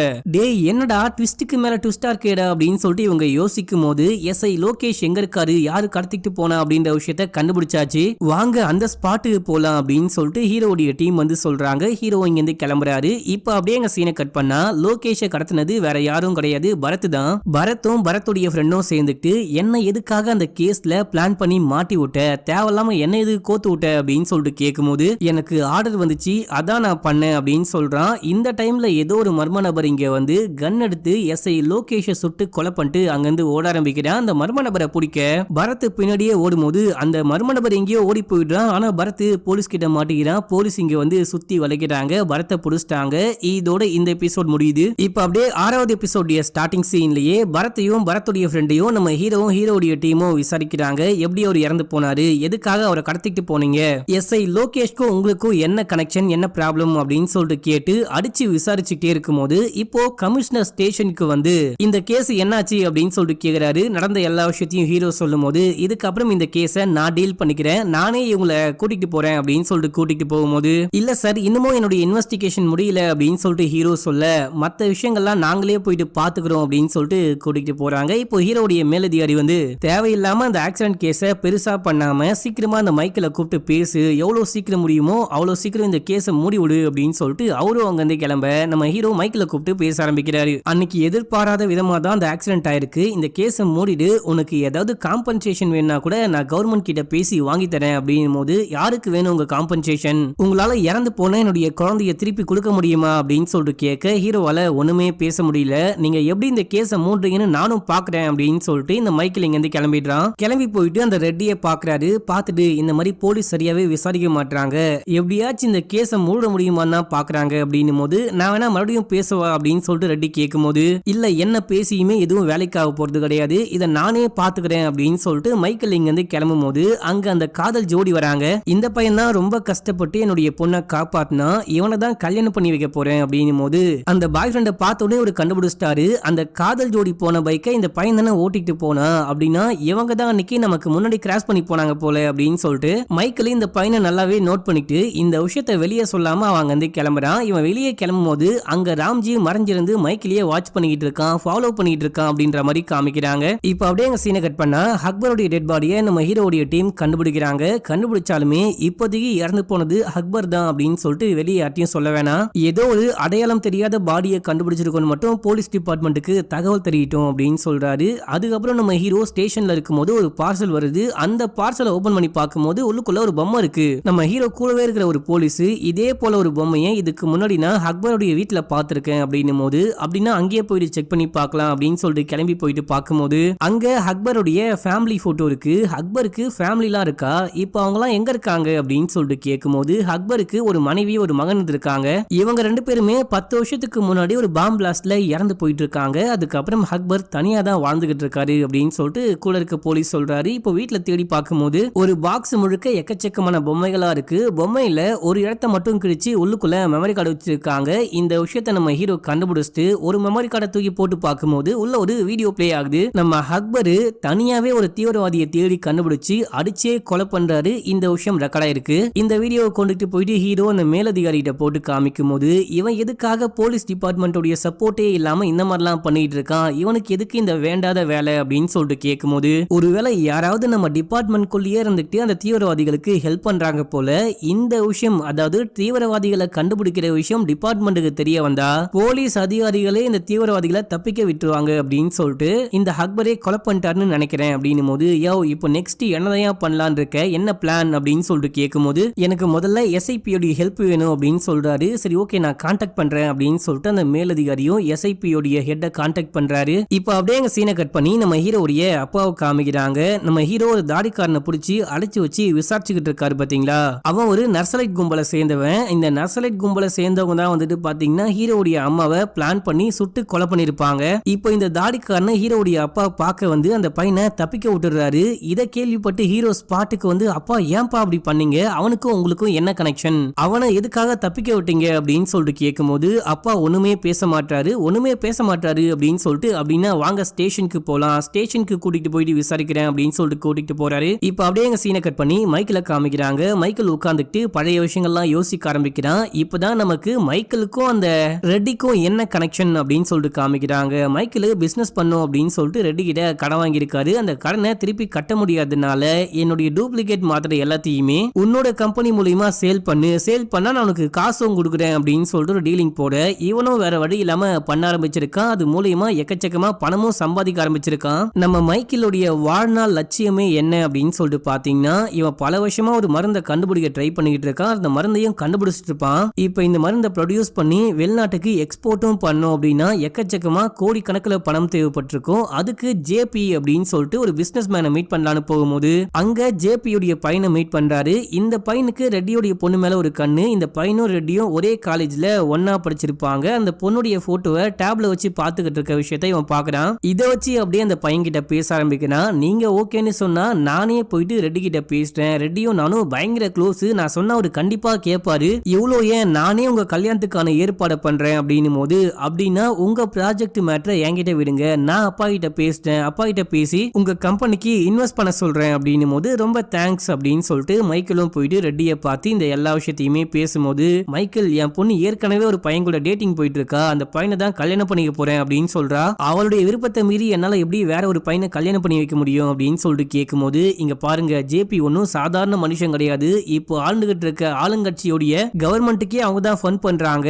அவங்க நினைச்சா ஆட்சியில என்ன வேணா மாற்றம் கொண்டு வர முடியும். புரிஞ்சுக்கோங்க, உங்க பொண்ணுடைய வாழ்க்கையும் நல்லா இருக்கும், நீங்களும் அரசியல்ல இன்னமும் மேல மேல போக முடியும் அப்படின்னும் போது அரசியல் வாழ்க்கைக்கும் பணத்துக்கும் ஆசைப்பட்டு பொண்ணுக்கு ஜேபியோடைய பையனையே பேசி முடிச்சிடலாம் அப்படின்னு சொல்லிட்டு இந்த ரெட்டியும் முடிவு பண்ணிருக்காரு. அதுக்கப்புறம் நடந்த சம்பவங்கள்லாம் நமக்கே தெரியும். இப்போ இந்த விஷயங்கள்லாம் மைக்கேல் யோசிச்சு பார்த்துட்டே இருக்கும்போது யாரோ வந்து கதவை தட்டுறாங்க. யாருன்னு போயிட்டு பார்த்தா அங்க ராம்ஜி தான் வந்திருக்காரு. கதவை ஓபன் பண்ணோனே மைக்கேல போட்டு பொலன்னு பொழக்க ஆரம்பிக்கிறாரு. மைக்கேலும் திருப்பி அடிச்சிட்டாரு. அடிச்சுட்டு உனக்கு என்ன வேணும், எதுக்காக என்ன இப்படி வந்து அட்டாக் பண்ற அடிக்கிற அப்படின்னு சொல்லிட்டு கேட்கும்போது அவருடைய மனைவியோடைய போட்டோவை காமிக்கிறாரு. எனக்கு ஒன்னும் புரியலையா அப்படின்னு சொல்லும் போது இவரு பிளாஷ்பேக்க சொல்ல ஆரம்பிக்கிறாரு. மனைவி ரைஸ் மில் ஓனர் கூட ஓடி போயிட்டாங்கன்னு கேள்விப்பட்டதுக்கு அப்புறமா இவர் ஊரா தேடி அலைஞ்சிருக்காரு. கடைசியா கண்டும் முடிச்சிருக்காரு. மனைவியும் ரைஸ் மில் ஓனரும் மில்லுக்குள்ளேயே கசமுசா பண்ற விஷயத்தை ஒரு கண்ண கண்ணால பார்த்து அப்படியே பொங்கி எழுந்து மனைவிய கொலை பண்ணிட்டு இருக்காரு. கொலை பண்ணிட்டு ஜெயிலுக்கு போயிருக்காரு. ஜெயில இருக்கும் போது ஒரு சாமியார் வந்து மக்களுக்கு அமைதி கிடைக்கணும், கைதிகள்லாம் வந்துட்டு தன்னுடைய மனசை மாத்திக்கணும் அப்படின்ற மாதிரி ஸ்பீச் கொடுக்க ஆரம்பிக்கிறாரு. உங்கள நிறைய பேர் யாரையாவது கொலை பண்ணிட்டு கூட ஜெயிலுக்கு வந்திருக்க வாய்ப்பு இருக்கு. நீங்க கொன்னது அவங்களுடைய உடம்ப மட்டும்தான், ஆன்மாவை கிடையாது. கண்டிப்பா ஆன்மா வேற எங்கேயோ பிறந்து வாழ்ந்துகிட்டு இருக்கும் அப்படின்னு சொல்லியிருப்பாரு. இந்த விஷயம் இந்த ராம்ஜியோடைய மைண்டுக்குள்ளேயே ஓடி இருக்கும் போல. இந்த ராம்ஜி சில வருஷங்கள் கழிச்சு ஜெயில விட்டு வெளியே வராரு. வந்துட்டு ஒரு கெமிக்கல் ஃபேக்டரியில வேலை பார்த்துக்கிட்டு இருப்பாரு. இந்த டைம்ல தான் காதல் ஜோடி பைக்ல போறாங்க அப்படின்ற விஷயத்த பாக்குறாரு. அதாவது தன்னுடைய மனைவி தான் ரெட்டியோடைய பொண்ணா பிறந்திருக்கா, திருப்பி அவ மறுஜென்மம் எடுத்திருக்கா அப்படின்னு சொல்லிட்டு ஃபாலோ பண்ண ஆரம்பிக்கிறாரு. அந்த பொண்ணுடைய வீட்டுக்கு பக்கத்திலே இருக்கணும் அப்படின்னு சொல்லிட்டு கார்த்திக்னு ஒரு பையனை ஃபர்ஸ்ட் கொலை பண்ணி ட்ரமுக்குள்ள போட்டிருக்காரு. அதுக்கப்புறம் இன்னொரு பையனையும் கொலை பண்ணிருக்காரு. எப்படியோ அந்த ரெட்டியோடைய பொண்ணு கிட்ட பழகவும் ஆரம்பிச்சிருக்காரு. கடைசியா எப்படியாச்சும் அந்த பொண்ணை கடத்திட்டு போயிட்டு அடைஞ்சிடலாம் அப்படின்னு சொல்லிட்டு பார்க்கும்போது அந்த காதலன் வந்து காப்பாத்தி கூட்டிட்டு போயிட்டு இருப்பான். எனக்கு எப்படியாச்சும் அந்த பொண்ணு வேணும், எனக்கு என்னுடைய மனைவி வேணும், அதுக்கு நீ ஹெல்ப் பண்ணு அப்படின்னு சொல்லிட்டு கேட்கும் போது இங்க மைக்கேலுக்கு ஒன்னும் புரியல. டே என்ன விஷயம் தான்டா சொல்ற அப்படின்ற மாதிரி பார்த்துட்டு இருக்காரு. இப்ப அப்படியே எங்க சீனை கட் பண்ணி போலீஸ் ஸ்டேஷன்ல காமிக்கிறாங்க. ஹீரோடைய கேர்ள் ஃப்ரெண்டு ஸ்டேஷனுக்கே வந்து எதுக்காக எங்க மாமனாரை அரெஸ்ட் பண்ணி வச்சிருக்கீங்க அப்படின்னு சொல்லிட்டு கேட்கும் போது இவருக்கும் நர்சல் கூட்டத்துக்கும் என்னமோ ஒரு தொடர்பு இருக்கு, அதை நான் இன்வெஸ்டிகேஷன் பண்ணி கண்டுபிடிக்க போறேன் அப்படின்னும் போது உங்ககிட்ட சரியான ஆதாரம் இருக்கா அப்படின்னு சொல்லிட்டு கேட்டா நம்ம ஹீரோ கிட்ட கிடையாது. ஆதாரத்தை கொண்டு வந்து காமிச்சிட்டு இவர் அரெஸ்ட் பண்ணி கூட்டிட்டு போங்க, இப்ப நான் என்னுடைய பர்சனல் ஜாமீன்ல இவரை வெளியே கூட்டிட்டு போறேன் அப்படின்னு சொல்லிட்டு மாமனாரை விடுவிச்சு வெளியே கூட்டிட்டு போயிடுறாங்க. அடுத்த சீன்ல நம்ம ஹீரோ வீட்டுக்கு போயிட்டு பார்க்கும்போது வீட்டுல அந்த தாடிக்காரன் இருக்கான். இவன் எப்படி இங்க அப்படின்னு சொல்லிட்டு ஹீரோ போயிட்டு அவனை பிடிச்சி பொலன்னு பொழக்க ஆரம்பிக்கும் போது டேய் ஒரு நிமிஷம் அமைதியா இரு, நாங்க சொல்றதை கேளு, இவன் ஒன்னும் உன்னுடைய அம்மாவை கொலை பண்ணல அப்படின்னு சொல்லிட்டு நம்ம ஹீரோடைய கேர்ள் ஃபிரெண்ட் சொல்லும் போது இப்ப இந்த தாடிக்காரன் பிளாஷ்பேக் சொல்ல ஆரம்பிக்கிறான். சில பல வருஷங்களுக்கு முன்னாடி நம்ம ஹீரோடைய அம்மா ஸ்பெஷல் டீமை கூப்பிட்டு காட்டுக்குள்ள நர்சல்ஸ பிடிக்கணும் அப்படின்னு சொல்லிட்டு போயிருக்காங்க. அப்படி போயிட்டு ஒரு மிகப்பெரிய நர்சல் கேங்கையே ஷூட் பண்ணி சாகடிக்க ஆரம்பிக்கிறாங்க. கையில மாட்டின எல்லாரையுமே அரெஸ்ட் பண்ணிருக்காங்க. அப்போ ஒரு குட்டி பையனை நம்ம ஹீரோடைய அம்மா பாக்குறாங்க. அந்த பையன் வேற யாரும் கிடையாது, இந்த தாடிக்காரன் தான். இவன் ரொம்ப சின்ன பையனா இருக்கான், டீனேஜ் பையனா இருக்கான். இவன் பிறந்தது வளர்ந்தது எல்லாமே இந்த கேம்ப்ல தான் போல. இந்த வயசுல உனக்கு கன்னு தேவையில்ல, இதையெல்லாம் விட்டு போயிட்டு ஒரு நார்மலான வாழ்க்கையை வாழு அப்படின்னு சொல்லிட்டு அங்கிருந்து போக சொல்லிட்டு இருக்காங்க. ஆனா நம்ம ஹீரோடைய அம்மா சொன்ன விஷயத்தையும் இந்த பையன் கேட்காம நர்சல் கூடவே சேர்ந்து போராட்டம் பண்றேன், அது பண்றேன், இது பண்றேன் அப்படின்னு சொல்லிட்டு நிறைய தீவிரவாத செயல்கள்லாம் கூட பண்ணிருக்கான். ஒரு டைம் இந்த நர்சல் கேங்கு நம்ம ஹீரோடைய அம்மாவை ஷூட் பண்ணும் அப்படின்னு சொல்லிட்டு போயிருக்காங்க. போன இடத்துல இந்த தாடிக்காரனால நல்லாவே அடையாளம் கண்டு கொள்ள முடியுது. இந்த லேடி போலீஸ் நமக்கு ஹெல்ப் பண்ணவங்க தான், இவங்க தான் வாணி மேடம் அப்படின்னு சொல்லிட்டு யாரும் அந்த அம்மாவை ஷூட் பண்ணாதீங்க அப்படின்னும் போது அதுக்குள்ள ஒருத்தன் கன் எடுத்து டப்புன்னு ஷூட் பண்ணிட்டான். ஏன்டா அப்படி பண்ணீங்க அப்படின்னு சொல்லிட்டு இந்த தாடிக்காரன் ஓடி போயிட்டு அவங்களுக்கு ஹெல்ப் பண்ண பாக்குறான். ஆனா அதுக்குள்ள அவங்க இறந்து போயிட்டாங்க. இதுக்கப்புறம் தாடிக்காரனுக்கு ரொம்பவே கஷ்டமாயிட்டு இருக்கு. நம்ம உயிரை காப்பாத்தினவங்களுடைய உயிரை நம்மளால காப்பாற்ற முடியல, நம்ம டீமே ஷூட் பண்ணி கொலை பண்ணிட்டாங்க, இதுக்கப்புறமும் நம்ம இந்த கேங்ல இருக்க கூடாது அப்படின்னு சொல்லிட்டு அவர் அந்த நர்சல் கேங்கை விட்டே வந்துட்டு இருக்காரு. இப்ப அப்படியே நிர்மலாவை காமிக்கிறாங்க. நிர்மலா வந்துட்டு ஒரு மைனிங் கம்பெனி எதிர்த்து போராட்டம் பண்ணிட்டு இருக்காங்க. இந்த மைனிங் கம்பெனியால பொதுமக்களுக்கு பிரச்சனை வருது அப்படின்ற விஷயத்த சொன்னதே இந்த தாடிக்காரனா தான் இருப்பான். நிர்மலா வந்துட்டு ஒரு ரிப்போர்ட்டரா இருப்பாங்க. இது எல்லாம் ஒரு பக்கம் நடந்துட்டே இருக்கும் போது நம்ம தாடிக்காரனுக்கு ஒரு தகவல் கிடைக்குது. நர்சலைட் ஒன்னும் வாணி மேடம கொலை பண்ணல, அந்த டைம்ல நம்ம டீம்ல வந்து புதுசா ஜாயின் பண்ண ஒரு பீகார்காரன் தான் ஷூட் பண்ணி கொலை பண்ணா, இதுக்கு பின்னாடி என்னமோ ஒரு அரசியல் காரணம் இருக்கு அப்படின்னு சொல்லிட்டு தாடிக்காரனுடைய ஃப்ரெண்டு இந்த விஷயத்த வந்து சொல்லும் போது இதுக்கப்புறம் தாடிக்காரனுக்கு பயங்கரமா காண்டாயிடுச்சு. நேரா போயிட்டு அந்த பீகார்காரனை கண்டுபிடிக்கிறான். கண்டுபிடிச்சு கன் பாயிண்ட்ல வச்சு யாரு வாணி மேடம ஷூட் பண்ணி கொலை பண்ண சொன்னா அப்படின்னு சொல்லிட்டு கேட்கும் போது ஒரு அரசியல்வாதி அப்படின்னு சொல்லும் போது இந்த பீகார்காரனை சுட்டு கொலை பண்ணிட்டு நேரா போயிட்டு அந்த அரசியல்வாதியை மீட் பண்ணி எதுக்காக அந்த வாணி மேடம கொலை பண்ண சொன்னீங்க அப்படின்னு சொல்லிட்டு கேட்கும் போது அவன் இன்னொரு ஆளை கையை காமிக்கிறான். இந்த அரசியல்வாதியும் சுட்டு கொலை பண்ணிட்டு அந்த இன்னொரு நபரை பிடிக்கலாம் அப்படின்னு சொல்லிட்டு போகும்போது அவங்க ஒரு கார்ல ஏறி போறாங்க.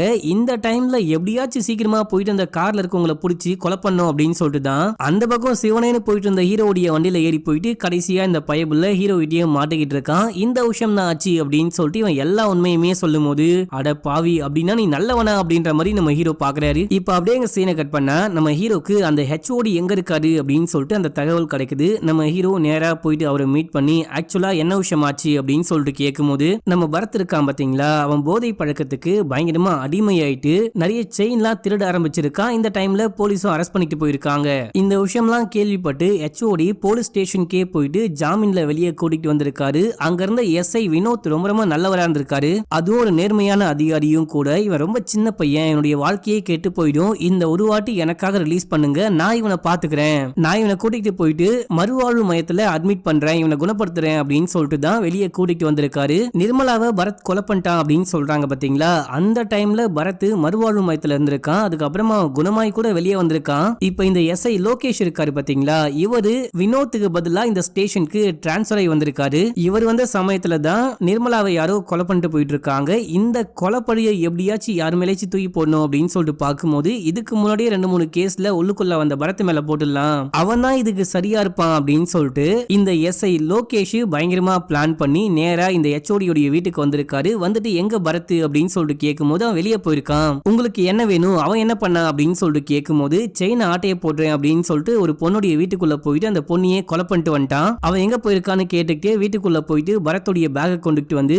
அந்த பேக்குள்ள இவரே செயினை வச்சு அந்த செயினை வெளியெடுக்கிறாரு. இவங்க என்னமோ பிளான் பண்ணிட்டாங்க அப்படின்னு சொல்லிட்டு HOD தனியா போயிட்டு பரத்துக்கு கால் பண்றாரு. தம்பி நீ திரும்பி வீட்டுக்கு வந்துடாத அப்படின்னும் போது இந்த எஸ்ஐ லோகேஷ் கையில ஒரு கட்டை மாதிரி எதையோ கொண்டுட்டு போயிட்டு HOD உடைய மண்டையில டப்புன்னு அடிக்கிறாரு. அவ்வளவுதான், ரத்தம் சொட்ட சொட்ட HOD கீழே ஒடுக.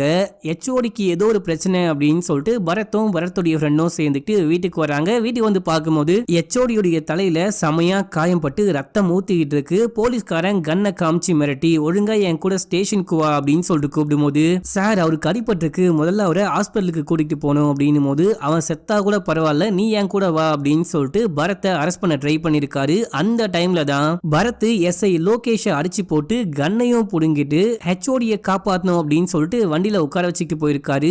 அந்த டைம்ல கரெக்டா மைக்கிளுடைய பைக்குக்கு முன்னாடி போயிட்டு ஆக்சிடென்ட் பண்ண பார்த்திருக்காரு. அதுக்கப்புறம் 3 பேரும் சேர்ந்துட்டு தலைமறைவாயிருக்காங்க. இந்த எல்லா விஷயத்தையுமே HOD நம்ம ஹீரோ கிட்ட சொல்றாரு. இப்ப அப்படியே எங்க சீனை கட் பண்ணி அந்த கமிஷனரை காமிக்கிறாங்க. கமிஷனர் பரத்தை போட்டு சரியான அடி அடிச்சு டார்ச்சர் பண்ணி கடைசியா நான் தான் அந்த நிர்மலாவை கொலை பண்ணேன் அப்படின்னு சொல்லிட்டு எழுதி வாங்குறாரு. இப்ப அப்படியே எங்க சீனை கட் பண்ணா நம்ம ஹீரோவை ஒரு பத்திரிகைக்காரர் வந்து மீட் பண்றாரு. இவரு இதுக்கு முன்னாடியே பல வருஷங்களுக்கு முன்னாடி நம்ம ஹீரோவுடைய அம்மா கிட்டயுமே இன்டர்வியூலாம் எடுத்திருக்காரு. இவர் ஒரு புது தகவலை சொல்ல ஆரம்பிக்கிறாரு. 2002 அந்த காலகட்டத்துல 800 கோடி கருப்பு பணத்தை நம்ம ஹீரோவுடைய அம்மா பறிமுதல் பண்ணிருக்காங்க. அதை பறிமுதல் பண்ணி ஒரு ஃபேக்டரியில பாதுகாப்பா வச்சிருக்காங்க. அந்த ஃபேக்டரி தீ விபத்துல பாதிக்கப்பட்டு அங்க இருக்கிற எல்லா பணமுமே எரிஞ்சு போயிட்டு இருக்கு. கண்டிப்பா அந்த பணம் அங்க எரிஞ்சு போல யாரோ ஆட்டைய போட்டாங்க அப்படின்ற விஷயத்த இந்த ஜேர்னலிஸ்ட் சொல்றாரு. இப்ப நம்ம ஹீரோ இந்த கேஸோட சம்பந்தப்பட்ட எல்லா விஷயத்த பத்தியுமே யோசிக்க ஆரம்பிக்கிறாரு. எதுக்கு சம்பந்தமே இல்லாம இந்த கமிஷனர் வந்துட்டு பரத் மேல பொய்யா கேஸ போட்டு உள்ளுக்குள்ள தள்ள பாக்குறாரு. இவ்வளவு பெரிய ஆளே எதுக்காக இதுல இன்வால்வ் ஆகுறாரு அப்படின்னு சொல்லிட்டு யோசிக்கிறாரு. அது மட்டும் இல்லாம நிர்மலாவுடைய வீட்டுக்குள்ள திருடதான் உள்ளுக்குள்ள ஆட்கள் வந்தாங்க அப்படின்னா விலை மதிப்பான அவ்வளவு பொருட்கள் இருக்கும் போது எதுக்காக சம்பந்தமே இல்லாம போனு லேப்டாப் இந்த மாதிரி விஷயங்களை மட்டும் தூக்கிட்டு போனாங்க அப்படின்னா ஏதோ ஒரு இம்பார்ட்டன்டான விஷயம் போனு லேப்டாப் அப்படின்னு சொல்லிட்டு இந்த மாதிரி விஷயங்கள்ல இருந்திருக்கு. அதனால்தான் அந்த விஷயங்களை ஆட்டையை போட்டுட்டு போயிருக்காங்க அப்படின்னு சொல்லிட்டு நம்ம ஹீரோ நேரா போயிட்டு நிர்மலாவுடைய அப்பாவை பார்த்து அவர்கிட்ட நிறைய விஷயங்கள் விசாரிக்க ஆரம்பிக்கிறாரு. அப்ப நம்ம ஹீரோக்கு ஒரு விஷயம் தெரிய வருது. என்னன்னா நிர்மலா கடைசியா ஒரு போராட்டத்துக்கு போயிட்டு வீட்டுக்கு வந்திருக்காங்க. அந்த டைம்ல நிர்மலாவுடைய அப்பா டீ போடுறேன் அப்படின்னு சொல்லிட்டு சுட சுட கொண்டுட்டு போயிட்டு அதை கீழே போட்டு உடைச்சிருக்காரு. கரெக்டா இவங்க உள்ளுக்குள்ள வர அவர் இந்த பாத்திரத்தை கீழே போடுறாரு. ஐயோ அப்பா என்னாச்சு அப்படின்னு சொல்லிட்டு இந்த பொண்ணு ஓடி வரா. நிர்மலா எப்பயுமே பேக்கோட போயிட்டு பேக்கோட வருவாங்க, அன்னைக்கு பேக் இல்லாம வந்தாங்க அப்படின்ற விஷயத்த அப்பா சொல்றாரு. அன்னைக்கு ஏதோ சவுண்ட் கேக்குது, அப்பாக்கு என்னமோ ஆயிடுச்சு அப்படின்னு சொல்லிட்டு ஓடி வரும்போது வண்டில இருந்து பேக் எடுக்காமலே வந்திருக்காங்க. இப்ப நம்ம ஹீரோ போயிட்டு அந்த பேக் எடுத்து உள்ளுக்குள்ள அப்படி என்ன விஷயம் இருக்கு அப்படின்னு சொல்லிட்டு பார்க்கும்போது மோனிஷா அப்படின்ற ஒரு லேடியோட 2001ல அவங்க அக்கௌண்ட்ல எவ்வளவு பணம் இருந்துச்சு அப்படின்றதுக்கான டீடைல் இருக்கு. அதுல ஒரு 8000 4000 அப்படின்ற மாதிரி பணம் இருக்கு. இந்த மோனிஷா யாரு அப்படின்னு சொல்லிட்டு பாத்தீங்கன்னா நிர்மலா ஒரு மைனிங் கம்பெனி எதிர்த்து போராட்டம்லாம் பண்ணாங்க பாத்தீங்களா, அந்த மைனிங் கம்பெனியோட ஓனர் தான். மோனிஷாவுடைய அக்கௌண்ட்ல 2001ல வெறும் 8000 4000 அப்படின்ற மாதிரி தான் பணம் இருக்கு. அது எப்படி 2002ல திடீர்னு 100 கோடி பணம் வந்திருக்கும்? ஏன்னா இந்த மைனிங் பிசினஸ் ஸ்டார்ட் பண்ண 100 கோடி ரூபாய் மோனிஷா இன்வெஸ்ட் பண்ணிருக்காங்க அப்படின்ற விஷயத்த நம்ம ஹீரோ கண்டுபிடிக்கிறாரு. இங்க என்னமோ தப்பா இருக்கு, எப்படி ஒரு வருஷத்துல 100 கோடி சம்பாதிக்க முடியும் அப்படின்னு சொல்லிட்டு ஹீரோ யோசிச்சு மோனிஷாவை பத்தி விசாரிக்கும் போது மோனிஷா வேற யாரும் கிடையாது, இப்போ ஒரு கமிஷனர் இருக்காரு பாத்தீங்களா, அந்த கமிஷனருடைய கேர்ள் ஃபிரெண்ட் தான். அந்த டைம் கேர்ள் ஃபிரெண்ட் இது வரைக்கும் சீக்ரெட்டா அஃபேர்ல இருக்காங்க. அந்த டைம்ல இந்த கமிஷனர் என்ன பண்ணிருக்காரு அப்படின்னா அந்த ஃபேக்டரியில இருக்க மொத்த பணத்தையுமே கொளுத்தி விட்டுட்டு இருக்காரு. ஃபயர் ஆக்சிடென்ட் ஆயிடுச்சு அப்படின்னு சொல்லிட்டு வெளியே ஒரு பிம்பத்தை கிரியேட் பண்ணிட்டு மொத்த பணத்தையும் ஆட்டைய போட்டு அதுல 100 கோடியை காதலி கையில கொடுத்து இந்த மைனிங் பிசினஸ்ல இன்வெஸ்ட் பண்ண சொல்லியிருக்காரு. மிச்ச பணத்தை பீகார்ல இருக்கிற அரசியல்வாதிகளுக்கு அமுச்சு விட்டு இருக்காரு. அந்த அரசியல்வாதிகளுக்கு சொந்தமான கருப்பு பணம் தான் இது. அதை தான் நம்ம ஹீரோடைய அம்மா புடிச்சு வச்சிருப்பாங்க. இப்போ அதை நம்ம ஹீரோயின்கே தெரியாம அமுச்சு விட்டதுனால தான் இப்போ இந்த கமிஷனருக்கு 100 கோடி லஞ்சமா பணம் கிடைச்சிருக்கும் மக்களே. இந்த விஷயம் வெளியே தெரியக்கூடாது அப்படின்னா கமிஷனரே ஆளை வச்சு நம்ம ஹீரோடைய அம்மாவை போத்தல் இருக்காரு. இப்போ உங்களுக்கு புரியுதா எதுக்காக நிர்மலாவுடைய கேஸ பரத் மேல போட பாக்குறாங்க, அதுவும் இவ்வளவு பெரிய ஆபீசரே நேரடியா வந்து போட பாக்குறாரு அப்படின்னு சொல்லிட்டு உங்களுக்கு புரிஞ்சிருக்கும். இப்போ அப்படியே எங்க சீனை கட் பண்ணி ஒரு பொண்ணை காமிக்கிறாங்க. இந்த பொண்ணு வந்து ஹீரோவை மீட் பண்றா. இந்த பொண்ணு யாரு அப்படின்னா அக்பர் கூட சேர்ந்துட்டு அந்த தீவிரவாத கும்பலை அழிக்கணும் அப்படின்னு சொல்லிட்டு பிளான் போட்டதுல இந்த பொண்ணு அக்பருக்கு பயங்கரமா ஹெல்ப் பண்ணிருப்பா. இந்த பொண்ணு தான் அந்த தீவிரவாத கும்பல்லையே ஒரு பையனை கல்யாணம் பண்ணிட்டு அவங்க என்னெல்லாம் பண்றாங்க, அடுத்த மூவ் என்ன அப்படின்னு சொல்லிட்டு இந்த மாதிரி எல்லா விஷயத்தையுமே அக்பருக்கு சொல்லி கொடுத்திருப்பா. அந்த பொம்மையை அமைச்சது, மெமரி கார்டு அமைச்சது அப்படின்னு சொல்லிட்டு எல்லாமே இந்த பொண்ணு தான் மக்களே. இப்ப இந்த பொண்ணுக்கு அந்த தீவிரவாத கும்பலுடைய தலைவன் எங்க இருக்கான் அப்படின்ற விஷயம் தெரிய வந்திருக்கு. நீங்க அங்க போனீங்கன்னா கண்டிப்பா அந்த தலைவனையே பிடிக்கலாம். இவங்க வந்துட்டு ஒரு பெரிய பாம் பிளாஸ்டுக்கு பிளான் பண்ணிட்டு இருக்காங்க. நீங்க அந்த தலைவனை பிடிச்சிட்டீங்க அப்படின்னா அந்த பாம் பிளாஸ்டையே தடுக்க முடியும் அப்படின்னும் போது நம்ம ஹீரோவும் டீமை கூப்பிட்டு போறாரு. நம்ம ஹீரோ கூட எஸ்ஐபியும் போறாங்க. இவங்க டீமா சேர்ந்துட்டு போயிட்டு அந்த பில்டிங்கை சுத்தி வளைக்கிறாங்க. அந்த வயசான மனுஷனை நம்ம ஹீரோ அவருடைய கையாலேயே ஷூட் பண்ணி கொலை பண்றாரு. இப்ப அப்படியே அங்க சீனை கட் பண்ணா மைக்கேல் ரெட்டியோடைய வீட்டுக்கு போயிட்டு ரெட்டிய கழுத்தறுத்து கொலை பண்றாரு. என்னடா இவன் வந்து இந்தால கொலை பண்றானே அப்படின்னு சொல்லிட்டு பார்த்தா கூடவே ராம்ஜி இருக்காரு. தன்னுடைய மனைவியோடைய இந்த நிலைமைக்கு காரணமான காதல் ஜோடியை பழி வாங்கணும் அப்படின்னா இந்த பொண்ணை ராம்ஜி கூட அமுச்சு வச்சிடலாம் அப்படின்னு சொல்லிட்டு மைக்கேல் முடிவு பண்ணிட்டாரு போல. அங்க தடுக்க வந்த எல்லாரையுமே கொலை பண்றாரு. அந்த பாய் ஃப்ரெண்டு அப்படின்னு சொல்லிட்டு எல்லாரையுமே கொலை பண்ணிட்டு அந்த பொண்ணை மட்டும் கடத்திட்டு போயிடுறாங்க. இதே டைம்ல மைக்கேலுக்கு நம்ம ஹீரோ தான் முன்னாடி ஹெல்மெட் போட்டுட்டு வண்டி ஓட்டிட்டு போனவரு, அந்த பைக்ல போனவர் ஹீரோ தான். அதனால தான் ஹீரோ இந்த கேஸை க்ளோஸ் பண்ண பாக்குறாரு அப்படின்னு சொல்லிட்டு நேரா நம்ம ஹீரோக்கே கால் பண்ணி பெரிய பெரிய கேஸ் எல்லாம் க்ளோஸ் பண்றீங்க, சின்ன ஆக்சிடென்ட் கேஸை உங்களால க்ளோஸ் பண்ண முடியலையா அப்படின்னு சொல்லிட்டு கேட்கும்போது இப்ப நம்ம ஹீரோக்கு தெரியும் இவன் வந்துட்டு அந்த கேர்ள் ஃப்ரெண்டை கடத்திட்டு வந்துட்டான் அப்படின்னு சொல்லிட்டு நீ எங்க இருக்க, நானே வந்து நேரடியா மீட் பண்றேன் அப்படின்னும் போது இவனும் லொகேஷனை சொல்றான். நம்ம ஹீரோ அங்க போனா நம்ம ஹீரோ அடிச்சு மட்டை பண்ணி கட்டி போட்டுடுறாங்க. இப்போ முன்னாடி மைக்கேல் உட்காந்து பேச ஆரம்பிக்கிறான். நீயே என்னுடைய மனைவியோடைய அந்த நிலைமைக்கு காரணமாயிட்டு இந்த கேஸை ஈஸியா க்ளோஸ் பண்ண பாக்குறியா, நீ சரியான கோழை அப்படின்னும் போது டே எனக்கு நடந்த விஷயமே வேற, நான் சொன்னா கண்டிப்பா உனக்கு புரியாது அப்படின்னும் போது இந்த டைம்ல ஹாஸ்பிடல்ல இருந்து மைக்கேலுக்கு டாக்டர் கால் பண்றாரு. உங்க மனைவிக்கு சுயநினைவு வந்துருச்சு அப்படின்னும் போது இவனுக்கா சந்தோஷம் தாங்க முடியல. அப்படியா, உண்மையாவா, நான் உடனே கிளம்பி வரேன் அப்படின்னு சொல்லிட்டு பேசிட்டே இருக்கும் போது இந்த டைம்ல அந்த காதலி தன்னுடைய கை கால் கட்டெல்லாம் அவுத்து போட்டு அங்கிருந்து ஒரு கத்தியை கொண்டுட்டு வந்து ராம்ஜியோடைய கழுத்திலேயே குத்தி கொலை பண்றா. இதை பார்த்துட்டு நம்ம ஹீரோவும் கை கால் கட்டெல்லாம் அவுத்துட்டு இவனை அட்டாக் பண்ண பார்க்கும்போது மைக்கேலுக்கு கன் எடுத்து நம்ம ஹீரோவை ஷூட் பண்ணிட்டு அங்கிருந்து தப்பிச்சு ஓடி போயிட்டான். இந்த டைம்ல இந்த காதலி தான் வந்து ஹீரோவை காப்பாத்தி ஹாஸ்பிடல் அட்மிட் பண்றா. நம்ம ஹீரோக்கு பெருசா ஒன்னும் ஆகல. நம்ம ஹீரோ கண்ணை முடிக்கிறாரு. ஹீரோக்கு ஒரு முக்கியமான விஷயம் தெரிய வருது. நம்ம ஹீரோ அந்த தீவிரவாத கும்பலுடைய ஹெட்லயே ஷூட் பண்ணி சாகடிச்சாரு பாத்தீங்களா, அவன் தான் சில பல வருஷங்களுக்கு முன்னாடி நம்ம ஹீரோடைய அம்மாவை ஷூட் பண்ணி கொலை பண்ணவன். இந்த விஷயம் தெரிய வந்ததுக்கு அப்புறமா ஹீரோ கொஞ்சமாச்சு சந்தோஷப்பட ஆரம்பிக்கிறாரு. இப்போ ஹீரோக்கும் உடம்பு கொஞ்சம் கொஞ்சமா குணமாக ஆரம்பிக்குது. நம்ம ஹீரோ போயிட்டு அக்பருடைய டெட் பாடியை